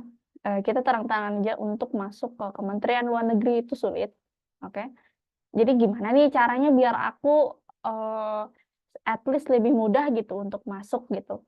Paling nggak aku ke kedutaan deh gitu kan bagian dari Kemenlu juga gitu. Jadi aku ke luar negeri cocok nih dengan aku memang jurusannya hubungan internasional gitu. Terus yang kedua banyak banget sejarah Islam. Aku tadi bilang kan aku ngefans banget dengan Muhammad Al-Fatih gitu ya. Nah aku ngefans banget. Terus juga sebelum aku ke Turki aku tuh memang concern banget dengan disabilitas teman-teman. Jadi di SMA itu aku ikut namanya Forum Anak. Di sini ada FA, pelopor dan pelapor. Nah, jadi Forum Anak itu organisasi yang dinaungi oleh Kementerian Perlindungan Perempuan dan Anak. Nah, jadi itu juga menaungi disabilitas gitu ya. Jadi aku waktu itu bikin kegiatan tentang disabilitas. Aku mengenalkan bahwa orang-orang difabel itu tidak tabu. Ini bukan orang-orang yang cacat, misalnya orang-orang yang fisiknya tidak sesempurna kita, itu bukan dari kutukan dari Tuhan dan lain-lain. Nah, aku itu ingin menerangkan ke publik bahwa orang-orang difabel itu sama seperti kita. Dan di negara Turki itu termasuk negara yang ramah disabilitas. Nah, dan itu juga menjadi judul skripsi aku ya tentang disabilitas itu. Nah, jadi aku itu di hubungan internasional yang pengen aku tegakin tuh disabilitasnya, perempuannya, dan anak-anaknya gitu. Jadi setidaknya semisal aku tidak masuk di Kemenlu atau kedutaan, aku bisa berkontribusi di Kementerian Perlindungan Perempuan dan Anak gitu ya teman-teman. Nah, sekarang untuk pertanyaan dari Kak Lulu, ini gimana sih caranya kan dari awal kan kita kelas bahasa, terus sekarang ini kelas kelas akademik, kuliah yang bahasanya itu akademik gimana sih? Nah, yang pertama yang aku kasih tahu tadi adalah belajar menggunakan 2 bahasa tadi, oke? Nah, kalau misalkan kalian ingin langsung satu bahasa, boleh. Nah, jadi aku tuh di laptop aku itu tuh satu bagian di sebelah kiri itu ada yang bahasa Turki, yang di sini bahasa Inggris, atau yang bahasa Indonesia, kayak gitu ya. Terus bisa juga teman-teman dari sekarang buat beli buku HI yang versi Indonesia, jadi kita paham materinya dulu. Kita sudah paham materinya, karena memahami hubungan internasional itu juga sulit gitu. Apa aja sih yang ada di HI? Apakah kita cuman pintar ngobrol, pintar negosiasi? Aku kak pintar anaknya negosiasi, pintar public speaking, aku ikut MUN, aku ikut debat bahasa Inggris, aku ikut study abroad, aku ikut hal-hal yang berhubungan internasional. Kayaknya aku bisa deh masuk hubungan internasional. Ternyata di hubungan internasional yang aku kaget di Turki kita juga belajar ini teman-teman, belajar komputer. Kenapa? Ternyata di Turki itu mereka masih tertinggal untuk hal teknologi, oke? Nah jadi ketika misalkan kita udah tren di sini, mereka baru tren, oke? Nah jadi ada mata kuliah yang namanya Bilgi Sayarkullanema, yaitu penggunaan penggunaan komputer. Itu aku kaget banget ya, aku beneran kaget bisa-bisanya gitu aku ngerjain Excel pakai rumus bahasa Turki. Aku bilang ke dosen aku kan, ini boleh nggak rumusnya, kan Excel udah susah nih, ini boleh nggak rumusnya pakai bahasa Turki? Nggak bisa, kata beliau. Ya udah, jadi kayak aku kaget, itu yang pertama. Karena memang Excel itu selalu dipakai saat kita magang, saat kita kerja, jadi itu sangat penting gitu. Apalagi misalkan teman-teman mau di perbankan, terus mau di Turki gitu ya. Nah, jadi itu Excel penting banget. Aku kaget banget ternyata di HI kita juga belajar komputer, oke? Terus kita juga belajar politik pasti, kita belajar hukum internasional. Nah, itu hukum internasional aku paling nyerah sih sama yang namanya hukum apalagi internasional ya. Aku selalu berjuang di jurusan itu, teman-teman. Jadi teman-teman pelajari. Terus ada lagi mata kuliah hubungan internasionalnya itu sendiri. Nah, jadi kalau misalkan kita itu kuliah di Turki, berarti otomatis kita akan belajar tentang hubungan internasional di Turki, bagaimana kebijakan publik di Turki gitu ya, sejarahnya dan lain-lain gitu. Bayangkan teman-teman SMA aku tuh IPA ya. terus ngambil IPS karena ya tadi dengan idealisnya aku kayaknya aku sanggup deh, aku ngeremehin gitu. Ternyata untuk mempelajari hukum internasional perlu gaya belajarnya sendiri, untuk memahami ekonomi perlu gaya belajarnya sendiri, untuk mempelajari politik punya gaya belajar sendiri, komputer juga perlu belajar sendiri, dan ada juga mata kuliah yang wajib untuk seluruh mahasiswa di Turki, yaitu sejarah Turki dan juga bahasa Turki. Nah, itu juga masuk mata kuliah. Jadi, semisal kalian sudah menyelesaikan semua mata kuliah kalian dengan baik, dengan alhamdulillah gitu. Ternyata pelajaran wajibnya yang dari pemerintah kalian nggak lulus, ya kalian nggak lulus gitu. Jadi gimana sih triknya? Triknya adalah mata kuliah kalian print, tempel di kamar, oke? Jadi setiap kali kalian lulus, kalian coret.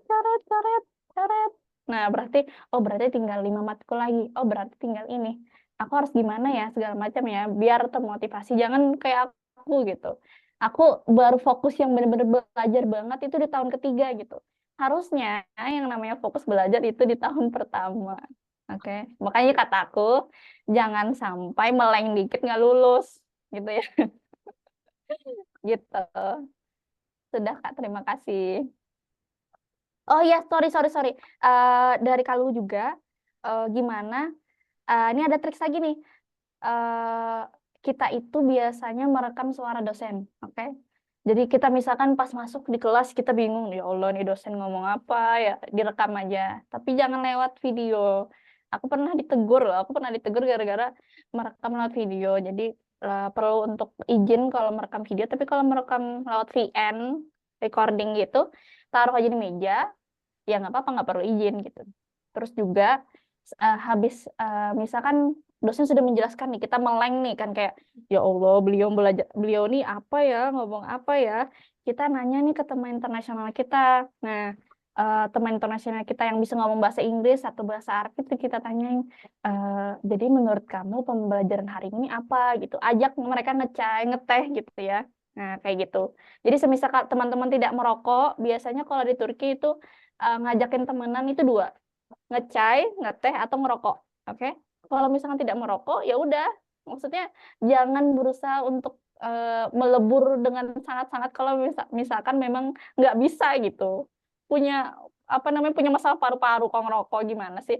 Nah jadi ya udah kita ngajakin kita bahas kayak gimana nih pelajaran hari ini, dosennya kayak gimana, terus kita bahas apa ya aktor itu, kok di hubungan internasional ada aktor ya? Aktor itu maksudnya yang seni atau gimana sih? Oh, ternyata aktor itu negara, ternyata aktor itu organisasi internasional, oh ternyata aktor itu dan lain banyak hal. Terus jangan lupa buat beli buku internasional yang kayak aku bilang tadi. Terserah mau bahasa Inggris, mau bahasa Indonesia, yang penting kalian paham, oke? Jadi gitu sih kalau dari aku. Terima kasih. Makasih banyak Kalia, sangat menjawab dan kita juga jadi termotivasi membuka pandangan kita tadi tentang bahasa Turki, tentang HI, terus juga tentang adaptasi yang sudah Kalia lalui. Tips and triknya juga sudah disampaikan. Sekarang kita simak jawaban dari Kak Vivi dari Logat ID. Tadi saya reminder lagi nih Kak dari Pak Baskoro tentang pengalaman adaptasi bahasa Turki Kak Vivi dulu pertama kali datang ke Turki itu persiapannya seperti apa sebelum berangkat. Apalagi ini kan Kak Vivi juga termasuk yang termasuk senior kita lah yang udah mungkin berangkatnya tahun 2010-an awal. Gimana nih cerita Kak Vivi? Karena kan dulu kelas bahasa Turki itu nggak sebanyak sekarang. Nggak ada expertise kayak Logat ID zaman dulu. Untuk kita nyari kelas bahasa Turki itu ya minim banget lah. Di YouTube juga ampun susah banget kita akses informasi, tidak semudah zaman Gen Z sekarang. Itu seperti apa yang dilalui. Terus gimana cara Kak Vivi setelah 1 tahun Tomer dengan bahasa Turki yang diajari itu hanya kulitnya aja, gimana untuk bisa lancar di masa kuliah gitu. Silakan Kak Vivi. Terima kasih Kak Fatih ya. Ya saya termasuk yang tua ya. Senior ya dibilangnya ya. Ini udah Senior. old student ya. Udah sepuh ya kalau gitu. Iya, saya datang tuh tahun 2014 saya ke Turki. Beneran nggak ada tuh namanya kursus bahasa Turki berbahasa pengantar Indonesia, nggak ada teman-teman. Buku-buku juga sulit waktu itu. Datang ke Turki nol ya, cuman tahu merhaba, Saul, teşekkürler gitu ya, masih tahu dikit-dikit doang. Masuk ke kelas Tomer nggak ngerti sama sekali. Ini ngomong apa, bahasanya aneh, nggak punya sumber apapun. Jadi selama 2 bulan di awal itu saya cuma input aja. Saya cuma dengerin mereka ngomong, walaupun pusing, saya dengerin aja itu. Waktu awal-awal tuh di bis kalau denger orang Turki ngomong kayak gitu. Ini pusing banget ya, nggak ngerti sama sekali. Tapi didengerin aja. Karena 6 bulan pertama input itu penting, teman-teman. Kita mengadaptasikan telinga kita untuk apa ya, alışpak ya, membiasakan telinga kita mendengar bahasa itu. Nanti ada momen di mana, oh aku paham ya, gitu. Kita nggak tahu tuh di bulan keberapa kita paham, tapi ada momen kayak, aku tahu satu kata dia ngomong apa, gitu. Itu makanya input itu penting banget. Jadi di awal-awal dulu aku dengerin musik, dan zaman dulu ya musiknya yang aneh ya. Maksudnya nggak kayak sekarang ya enak didengar ya. Musik zaman dulu tuh ya musik zaman dulu gitu, beneran musik tua gitu. Tapi didengerin aja dengan apa tujuan aku bisa paham liriknya gitu waktu itu. Dulu juga susah ya internet, nggak kayak sekarang. Jadi kalau nyari buku sumber bahasa Turki, aku nyarinya yang bahasa Inggris.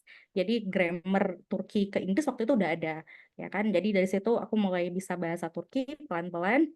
Bahasa isyarat paling banyak digunakan. Sama seperti kata Kak Alia, Bu, dekedar shushu deh. Jadi tangan ini sangat membantu sekali di awal-awal dulu ya. Terus setelah selesai Tomer, kita berharap, wah pasti bisa nih kuliah. Oh, jangan salah teman-teman. Masuk ke kelas kuliah, satu pun saya tidak paham dosen ngomong apa. Ya, dosen nanya apa, saya nggak ngerti di awal-awal. Bahkan mereka bikin jokes tentang saya, mereka ketawa satu kelas, saya nggak ngerti sampai sekarang itu jokes tentang apa. Ya, jadi jangan mikir, kayak setahun udah belajar bahasa Turki, tiap hari ngomong bahasa Turki, dengar bahasa Turki, aku pasti bisa kuliah. Tidak semudah itu ya. Tidak akan mengerti. Karena tadi ada bahasa akademik yang berbeda. Dosen ngomongnya lebih cepat, kalau kita di sehari-hari mungkin mereka bakal ngulang pertanyaan ya, atau dipelanin. Tapi kalau dosen di kelas ya udah dia nanya kamu nggak bisa jawab lewat gitu kan, nggak ngerti ya sudah gitu. Nah apa yang saya lakukan? Kalau sekarang teman-teman, itu dari tahun 2017 sudah ada namanya Tomer C2. Jadi C2 itu level untuk akademik, yang mana teman-teman diajarin dulu nih bahasa akademik sebelum masuk ke perkuliahan. Tapi waktu di zaman itu belum ada, itu masih progres menuju ke situ. Nah, mungkin buat teman-teman nanti yang sudah Tomer bisa ikut kelas C2 dulu sebelum masuk ke kelas kuliah. Karena itu diajari cara presentasi, istilah-istilah yang lebih kompleks di dalam bahasa Turki. Mungkin bisa ikut itu. Itu tips dari saya. Nah, kalau saya dulu karena tidak ada kelas C2 itu, yang saya lakukan adalah mendekati teman-teman yang pintar. Nah, itu caranya saya. Kenapa? Karena ketika saya rekam nih, kalau Kak Alia ngerekam ya, saya rekam nih suara dosen, nyampe rumah tetap nggak ngerti ya, jadi sama aja. Kalau saya tetap nggak ngerti ini ngomong apa ya, mau di slow motion juga tidak mengerti gitu ya. Kamus juga susah waktu itu ya kan.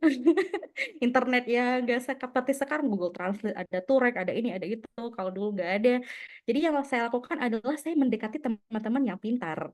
Yang teman pintar tuh yang aktif di kelas ya kan, kalau duduk dia paling depan ya kan, aktif bertanya, aktif menulis, kalau notebook sampai berhalaman-halaman saya dekatin mereka. Itu yang saya lakukan. Saya deketin mereka, saya masuk circle mereka, ya. Gak tahu, malu banget tuh, pokoknya deketin aja udah.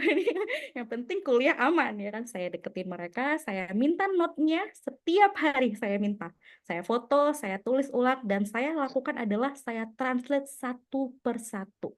Jadi saya bekerja 3 kali lebih banyak daripada teman-teman yang lain. Tiap malam itu di awal-awal tahun. Tahun pertama saya fokus belajar dan saya translate semuanya, semua istilah itu. Buku saya translate satu-satu biar saya paham.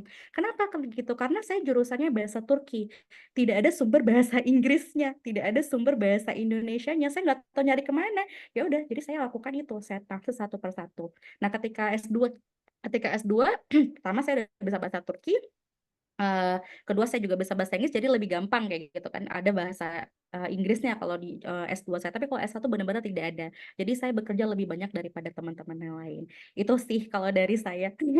Emang tahun pertama itu yang paling penting teman-teman. Eh, Malah ya waktu saya ya IPK saya tuh lebih tinggi di tahun awal daripada di akhir-akhir. Karena akhirnya itu udah mulai jalan-jalan gitu ya. Kalau di awal saya fokus belajar, bener-bener belajar doang di rumah tuh belajar translate, ngerti, paham kayak gitu-gitu, hafal segala macam. Jadi IPK saya tinggi. Nah, ketika di tahun ketiga, empat itu rendah tapi tidak tidak masalah karena di awal udah tinggi jadi tetap tetap stabil IPK-nya gitu. Pokoknya tahun pertama, kedua itu fokus aja belajar, nanti di tahun ketiga dan keempat kalian jadi lebih gampang ngapa-ngapainnya. Gitu. Itu dari saya, Kak Fatih. Terima kasih banyak Kak Vivi. Ini kalau saya sambungin lagi sama cerita Kak Alia atau yang akan Kak Alia lakukan nanti Erasmus itu berarti kita tadi disampaikan Kak Alia itu tahun awal itu kalian bisa nabung IPK gitu loh dengan kondisi bahasa akademik yang super duper berbeda jauh dengan Tomer itu struggle lebih. Jadi teman-teman sekarang sudah sangat mudah mengakses informasi. Teman-teman tuh bisa platform seperti Lugat ini udah ada gitu loh di depan mata teman-teman, jadi bisa maksimalkan. Sekarang itu apa-apa mudah. Jadi teman-teman tinggal gimana caranya memaksimalkan potensi teman-teman gitu persiapannya. Itu tadi cerita cerita seru dari Kak Vivi dan Kak Alia tentang adaptasi. Karena kalau kita ngomongin adaptasi, tiap tahun itu pasti ada aja momen yang berbeda-beda lah gitu. Oke, kita lanjut ke sesi tanya jawab yang kedua. Kita buka untuk 3 penanya lagi nih. Di kolom chat rame tentang sertifikat. Jadi sertifikat nanti eh, itu ya syaratnya sudah dikirim sama admin, ada 3 screenshot, follow sama bikin story. Terus nanti akan dibagikan juga form untuk pengisian sertifikat. Jadi teman-teman harap standby sampai akhir. Ini masih dibuka lagi nih sesi tanya jawab sesi kedua untuk 3 penanya. Silakan raise hands. Teman-teman bisa tanyakan tadi seputar bahasa Turki, tentang gimana pengalaman bahasa Turki juga. Oke, kita dapat 1 dari kajian Aulia. Kita masih menunggu 2 penanya lagi di sini. Banyak yang on cam, silahkan mungkin mau bertanya Kak Sabrina Lutfia, Kak Putri Regita, Kak Fahri Maulana, Kak Gazi, Kak Farhan. Silahkan. Tinggal raise hands. Nanyanya boleh apa aja karena di sini narasumbernya sudah berpengalaman semua, jadi insya Allah akan bisa terjawab lah gitu. Ayo silakan. Saya masih mengutamakan yang raise hands ya. Nanti yang kolom chat saya bantu jawab di akhir. Cuman untuk sesi tanya jawab sekarang, untuk kita bisa lebih berdiskusi, teman-teman bisa raise hands untuk on cam dan on mic untuk pertanyaannya. Sambil menunggu 2 penanya berikutnya, kita masih menunggu 2 penanya berikutnya, kita mulai dulu dari kajian Aulia. Silahkan disampaikan pertanyaan. Udah, sorry. Ternyata di saya tiba-tiba langsung 4. Oke, di sini ada kajian, ada Kak Putri, ada Kak Alzan. Putri Regita dan Kak Alzan. Ya, nanti kali kita lihat waktu. Kalau misalkan masih cukup, kita lanjut. Oke, kajian silakan disampaikan pertanyaannya. Baik, Kak. Assalamualaikum warahmatullahi wabarakatuh. Waalaikumsalam.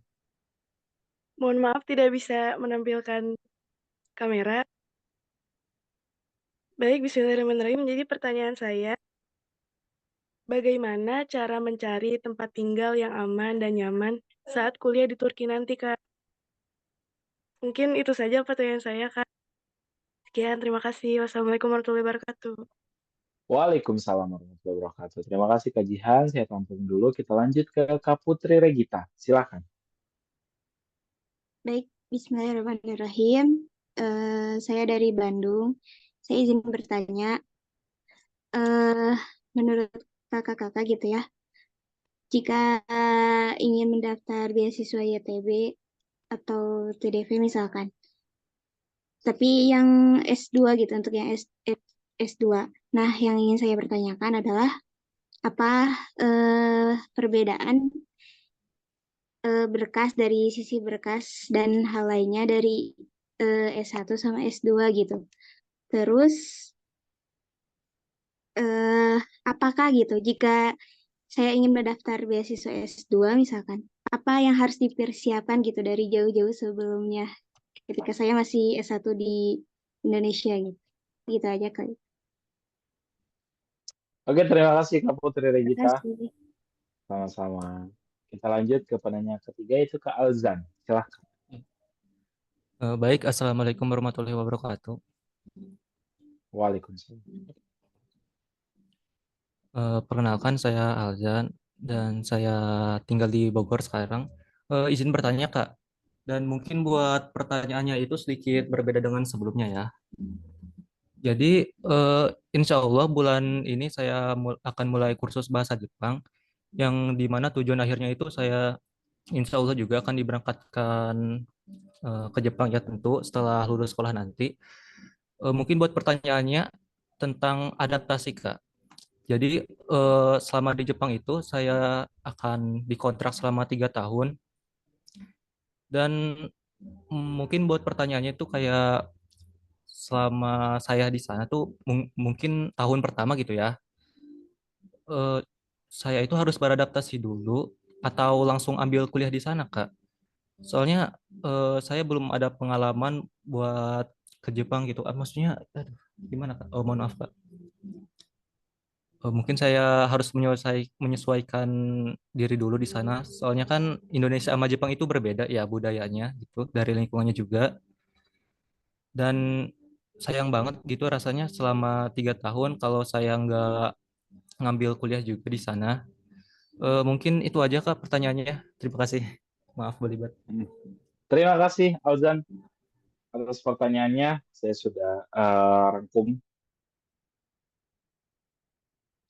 Seperti tadi ya, kita akan menyimak dulu jawaban dari Kak Alia. Yang pertama nih Kak Alia, tips and trick nih, cari tempat tinggal mungkin atau lingkungan ya, mungkin yang dimaksud kajian. Tempat tinggal atau lingkungan yang aman dan nyaman, apalagi kajian juga perempuan, di sini Kak Alia dan Kak Vivi juga perempuan, buat perempuan Indonesia dengan kultur di sini yang sangat sopan gitu, di negara Turki yang notabene negara sekuler. Itu gimana Kak? Itu pertama. Yang kedua, bisa menjawab juga Kak tentang beasiswa, perbedaan YTB dan TDV, terus juga persiapan berkas yang tadi sudah disinggung di materi utama dari Kak tentang kalian tuh kalau mau daftar YTB, kalau bisa tarik 1 tahun untuk persiapannya. Nanti juga akan dibantu Kak Vivi juga dijawab. Dan terakhir, karena ini temanya tentang apa keluar negeri bagi Gen Z, ini pertanyaan ketiga ini menarik. Jadi Kak Alzan ini ada kontrak 3 tahun di Jepang. Seperti apa? Mungkin Kak Alzan belum ada kesempatan untuk keluar negeri selama Kak Alia dan Kak Vivi di sini yang tinggal lama di luar negeri, di luar dari Indonesia. Itu minta minta apa ya? Minta advice, minta masukan dari Kak Alia. Apa sih yang bisa kita semua yang mau keluar negeri, apalagi kita dapat kontrak 3 tahun untuk mengisi waktu dan lain sebagainya. Silakan Kak Alia. Oke, terima kasih buat kesempatannya Kak Fatih. Oke, gimana ya caranya mencari tempat tinggal yang nyaman di Turki? Yang pertama itu lokasinya tidak berada di dekat dengan perbatasan Suriah, yang ujung-ujung gitu ya. Nah, jadi cari tempat-tempat tuh yang di tengah-tengah atau tempat-tempat yang memang orang Indonesia, ketika kalian bertanya dengan orang Indonesia, ya memang tempat itu tidak apa ya, tidak berbahaya, tidak menjadi tempat sarang-sarang apa ya, hal-hal yang tidak etis misalnya, sorry, rumah bordil gitu ya. Terus tuh jadi lingkungannya juga lingkungan yang pendidikan gitu. Bahkan ada yang bilang ya di Kayseri itu dikenal sebagai kota pelajar karena setiap kali mau musim hujan pasti semua kafe itu penuh, semua orang baca buku, semua orang belajar kayak gitu. Jadi aku merasa apa namanya, menurutku aman untuk ke Kayseri, untuk ke Ankara yang di ibu kota gitu ya. Jadi jangan mencari tempat-tempat yang ujung banget kayaknya. Sebenarnya ada plus minus orang Indonesia banyak atau enggak tuh ya. Yang pertama kalau orang Indonesia banyak itu biasanya kalau kita mau minta tolong gitu ya, atau segala macam hal mau nanya-nanya tuh lebih mudah gitu. Tapi kalau misalkan kebanyakan juga kadang kita jadinya malas untuk bersosialisasi dengan orang Turki, kita jadi malas untuk ngomong pakai bahasa Turki, sehingga jadinya apa namanya sulit gitu untuk ngomong bahasa Turki gitu. Terus kalau misalkan terlalu sedikit juga kita jadi kebingungan gitu, karena memang perlu banyak tanya dan segala macam gitu ya. Terus, nah itu, jadi kadang tuh aku tuh sering jawab-jawab DM Instagram ya, alhamdulillah ternyata tidak sebanyak itu dan aku jawab.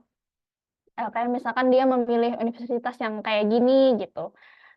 Terus tuh ya sudah aku bilang aja kayak, kamu pernah nggak cek di Kemendikbud universitas itu apakah terdaftar di Kemendikbud? Jangan-jangan sampai kamu lulus ternyata saat penyetaraan nilai ternyata universitas kamu tidak terdaftar. Perlu dicek yang pertama itu. Terus yang kedua, rankingnya kamu gimana gitu. Kalau kamu masih idealis untuk kerja di Indonesia yang apa namanya, mungkin teman-teman bisa lihat sendiri ya, teman-teman kenapa gitu lulusan UI, lulusan UGM, Unair gitu lebih mudah untuk dapat pekerjaan karena apa namanya tidak semua universitas itu tidak semua perusahaan atau dan lain-lain itu mereka itu realistis dengan yang namanya skill dan kemampuan gitu. Kebanyakan mereka masih melihat universitas dan banyak alumni yang ada di perusahaan mereka. Misalkan perusahaan mereka tuh kebanyakan alumni UGM. Oh, berarti UGM dimasukin kayak gitu. Berbeda dengan di luar negeri. Kalau misalkan memang kalian karirnya di luar negeri, mereka tuh nggak terlalu masalah gitu. Misalkan jurusan kamu hubungan internasional, tiba-tiba kamu pengen kerja di digital marketing, nggak masalah karena memang portofolio kamu ada, skill kamu memang ada, kamu memang terjun di situ nggak masalah. Lebih banyak open minded-nya di situ gitu. Jadi ada juga yang apa namanya memilih universitas yang ini gitu. Terus aku bilang ini universitasnya di dekat samping ini nih, di samping perbatasan. Apa orang tua kamu tidak khawatir dan lain-lain kayak gitu-gitu. Jadi kita harus melek dengan isu sosial dan politik dan segala macam. Sekarang di Kayseri ini apa namanya pokoknya ada isu ya. Isunya itu adalah orang Suriah ini disangka memperkosa orang Turki.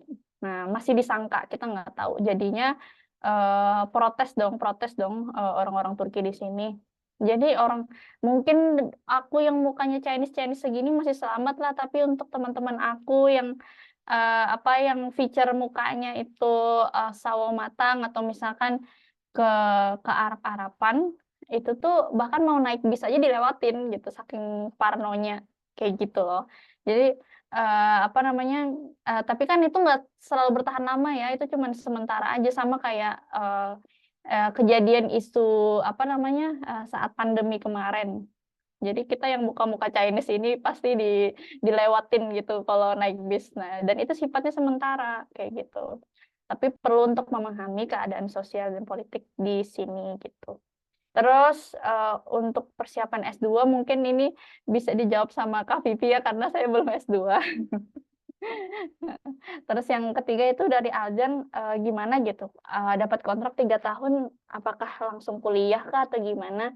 Saran aku sih ya, apa namanya, karena kita di sana nggak cuma kuliah, tapi kita tinggal, menurut aku kalau memang, kamu tidak, apa namanya, mau lebih santai, mau lebih memahami, segala macam budaya, apa namanya, budaya Jepang, 1 tahun bisa dipakai dulu buat belajar bahasanya, seperti Kak Jerom lakuin gitu ya, kalau teman-teman, ngikutin Kak Jerom, jadi 1 tahun bahasa dulu, belajar kanji dan lain-lain, karena kan bahasa Jepang tuh kalau nggak salah, 3 hal ya, nggak cuma kanji doang yang dipelajari kalau yang sepengetahuan aku gitu.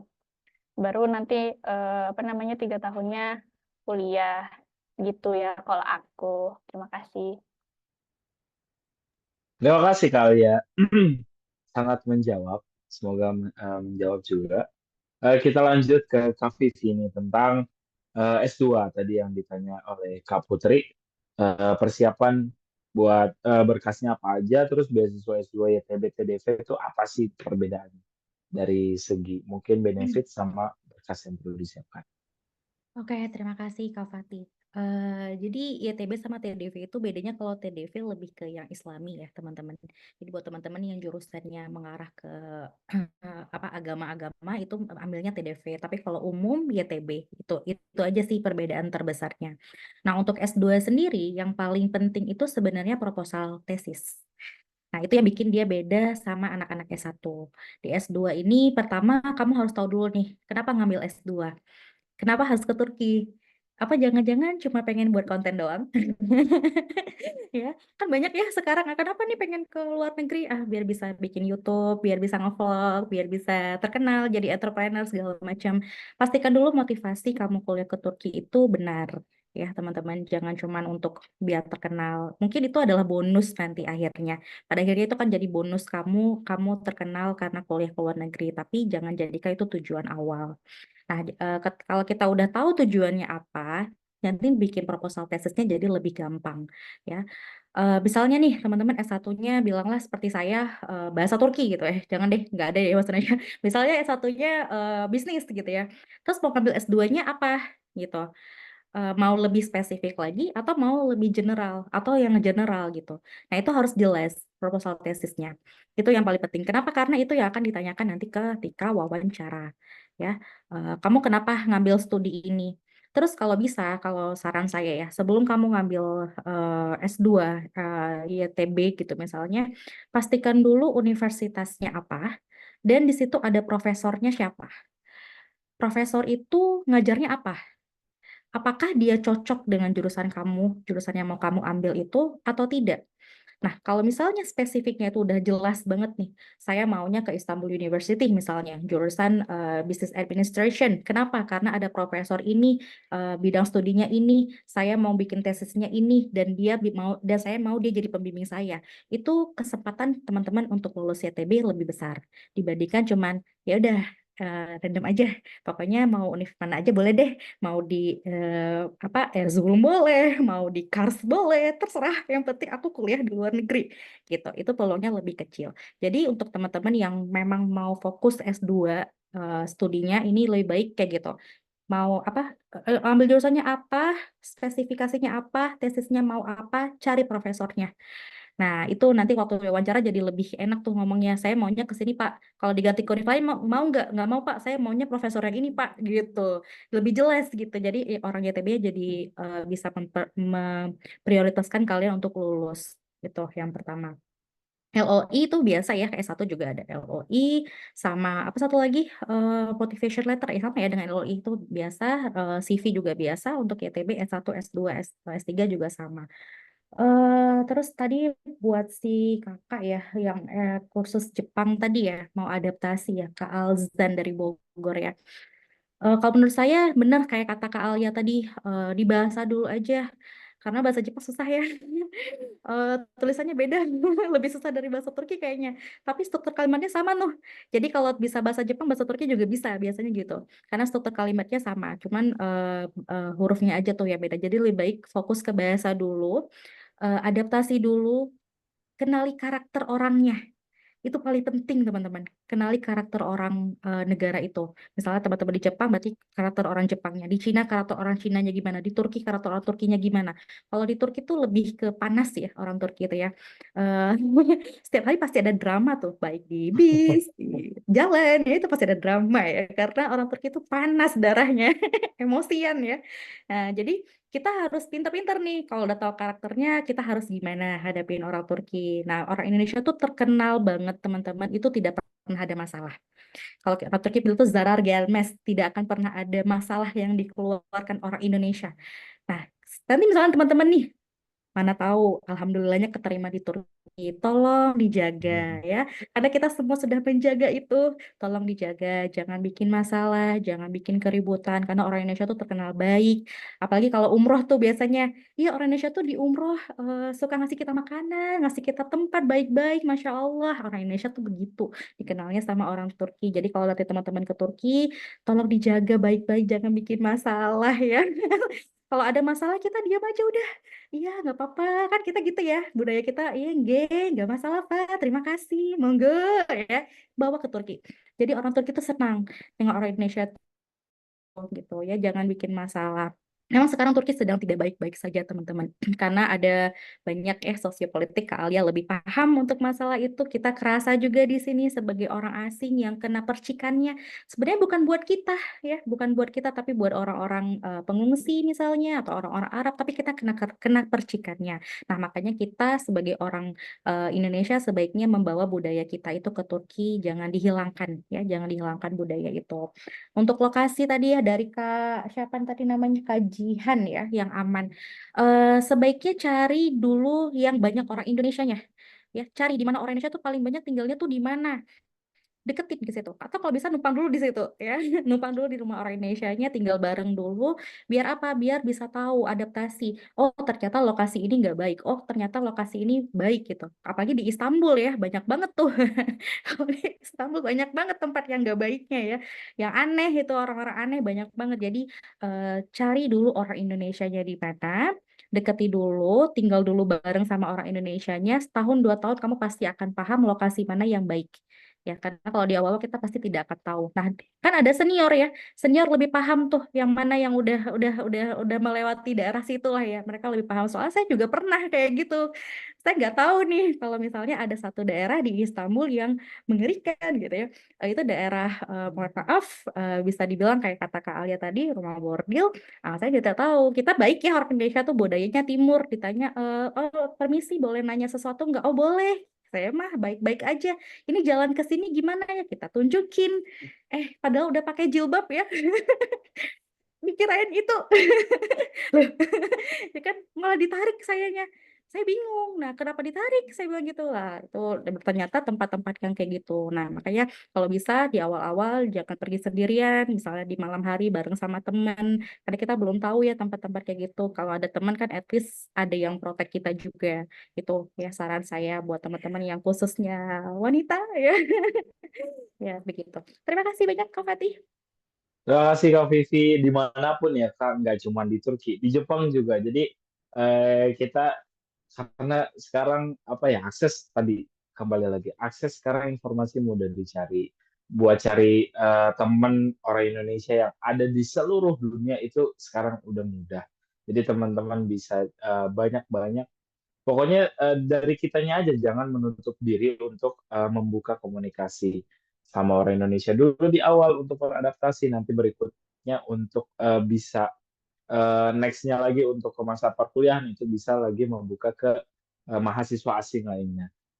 Wow, seru sekali pembahasan kita pada kali ini. Di sini masih banyak nih di kolom chat pertanyaan-pertanyaan tentang suka duka, terus juga tentang tadi recommendation letter seperti apa, tentang bahasa nih, belajar bahasa Turki. Tapi kayaknya udah mulai belajar bahasa Turki, tapi kayaknya susah banget kira-kira Gen Z harus apa. Ya Gen Z, eh ini udah jam berapa? Mohon maaf. Oh, udah jam 10. Nanti kita akan kita buat kayaknya lanjutan webinar. Nih, admin sudah memberikan juga link absensi dan sertifikat buat teman-teman bisa di kopi dulu atau bisa langsung diisi silahkan. Sambil mengisi atau sambil mengkopi teman-teman. Jadi sudah dapat apa ya poin-poin penting yang sudah disampaikan sama Kak Alia, sama Kak Vivi juga. Jadi kita mendapat pandangan baru, mendapat masukan juga tentang kita bisa mempersiapkan kuliah di Turki. Di sini Lugat ID juga tadi saya mention kembali bahwa ada buku pre-order sampai hari Minggu tanggal 15. Teman-teman bisa chat ke admin Safir, bisa juga langsung DM ke Lugat. Kak, saya mau beli buku karena teman-teman masih punya waktu buat persiapan kuliah ke Turki yang sudah dapat LOA atau yang masih mau daftar beasiswa di bulan nanti di tahun depan di bulan Januari. Itu bisa banget sudah mulai baca-baca buku dari Lugat ID, bisa juga ikut kelas juga di Lugat ID. Nanti kita informasikan, kita rilis lah kelas Misafir bersama Lugat ID, kita rilis di Instagram. So, jangan lupa untuk follow Instagram Misafir, follow Instagram Lugat ID, dan juga follow Instagram Kak Alia. Nanti di situ akan banyak informasi-informasi tentang kuliah di Turki, tentang bahasa Turki, tentang Erasmus juga yang akan Kak Alia jalani. Semoga lancar buat Kak Alia semua kegiatannya. Kak Vivi juga terima kasih banyak, semoga dilancarkan semua urusannya. Dan juga seluruh peserta yang sudah hadir dan sampai akhir 100 lebih, Alhamdulillah. Terima kasih sudah bergabung, sudah menyimak juga materi yang sudah disampaikan Kak Alia dan Kak Vivi. Saya Fatih dari Misafir, mohon maaf kalau ada salah kata, pamit undur diri, kita tutup dengan pembacaan hamdalah, alhamdulillahirrahmanirrahim. Oh iya, jangan live dulu, mau dokumentasi, lupa, sorry. Oke, sebelum pamit, masih 130 aja silakan, kita bisa on cam dulu, teman-teman. Udah mau bubar aja Kak Fatih. Kita on cam dulu. Terima kasih banyak teman-teman. Wah, ini ganteng yang cantik-cantik. Silakan bisa on cam dulu, nanti akan didokumentasikan oleh admin. Wis. Sambil menunggu teman-teman persiapan, sekali lagi saya mengingatkan teman-teman jangan lupa follow Instagram Misafir, Lugat ID, sama juga Kak Alia. Terus kita juga ada channel di Instagram, channel Misafir, itu teman-teman bisa di join sama channel kita. Karena alhamdulillah nih grup WhatsApp kita sudah full 1000 sekian peserta. Kita ada Telegram juga, teman-teman bisa bergabung.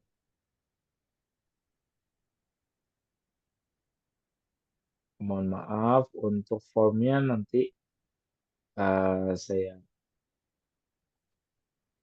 Oke, teman-teman disiapkan terbaik. Saya aba-aba nanti admin bantu untuk dokumentasi. Dalam hitungan 3, 1, 2, 3.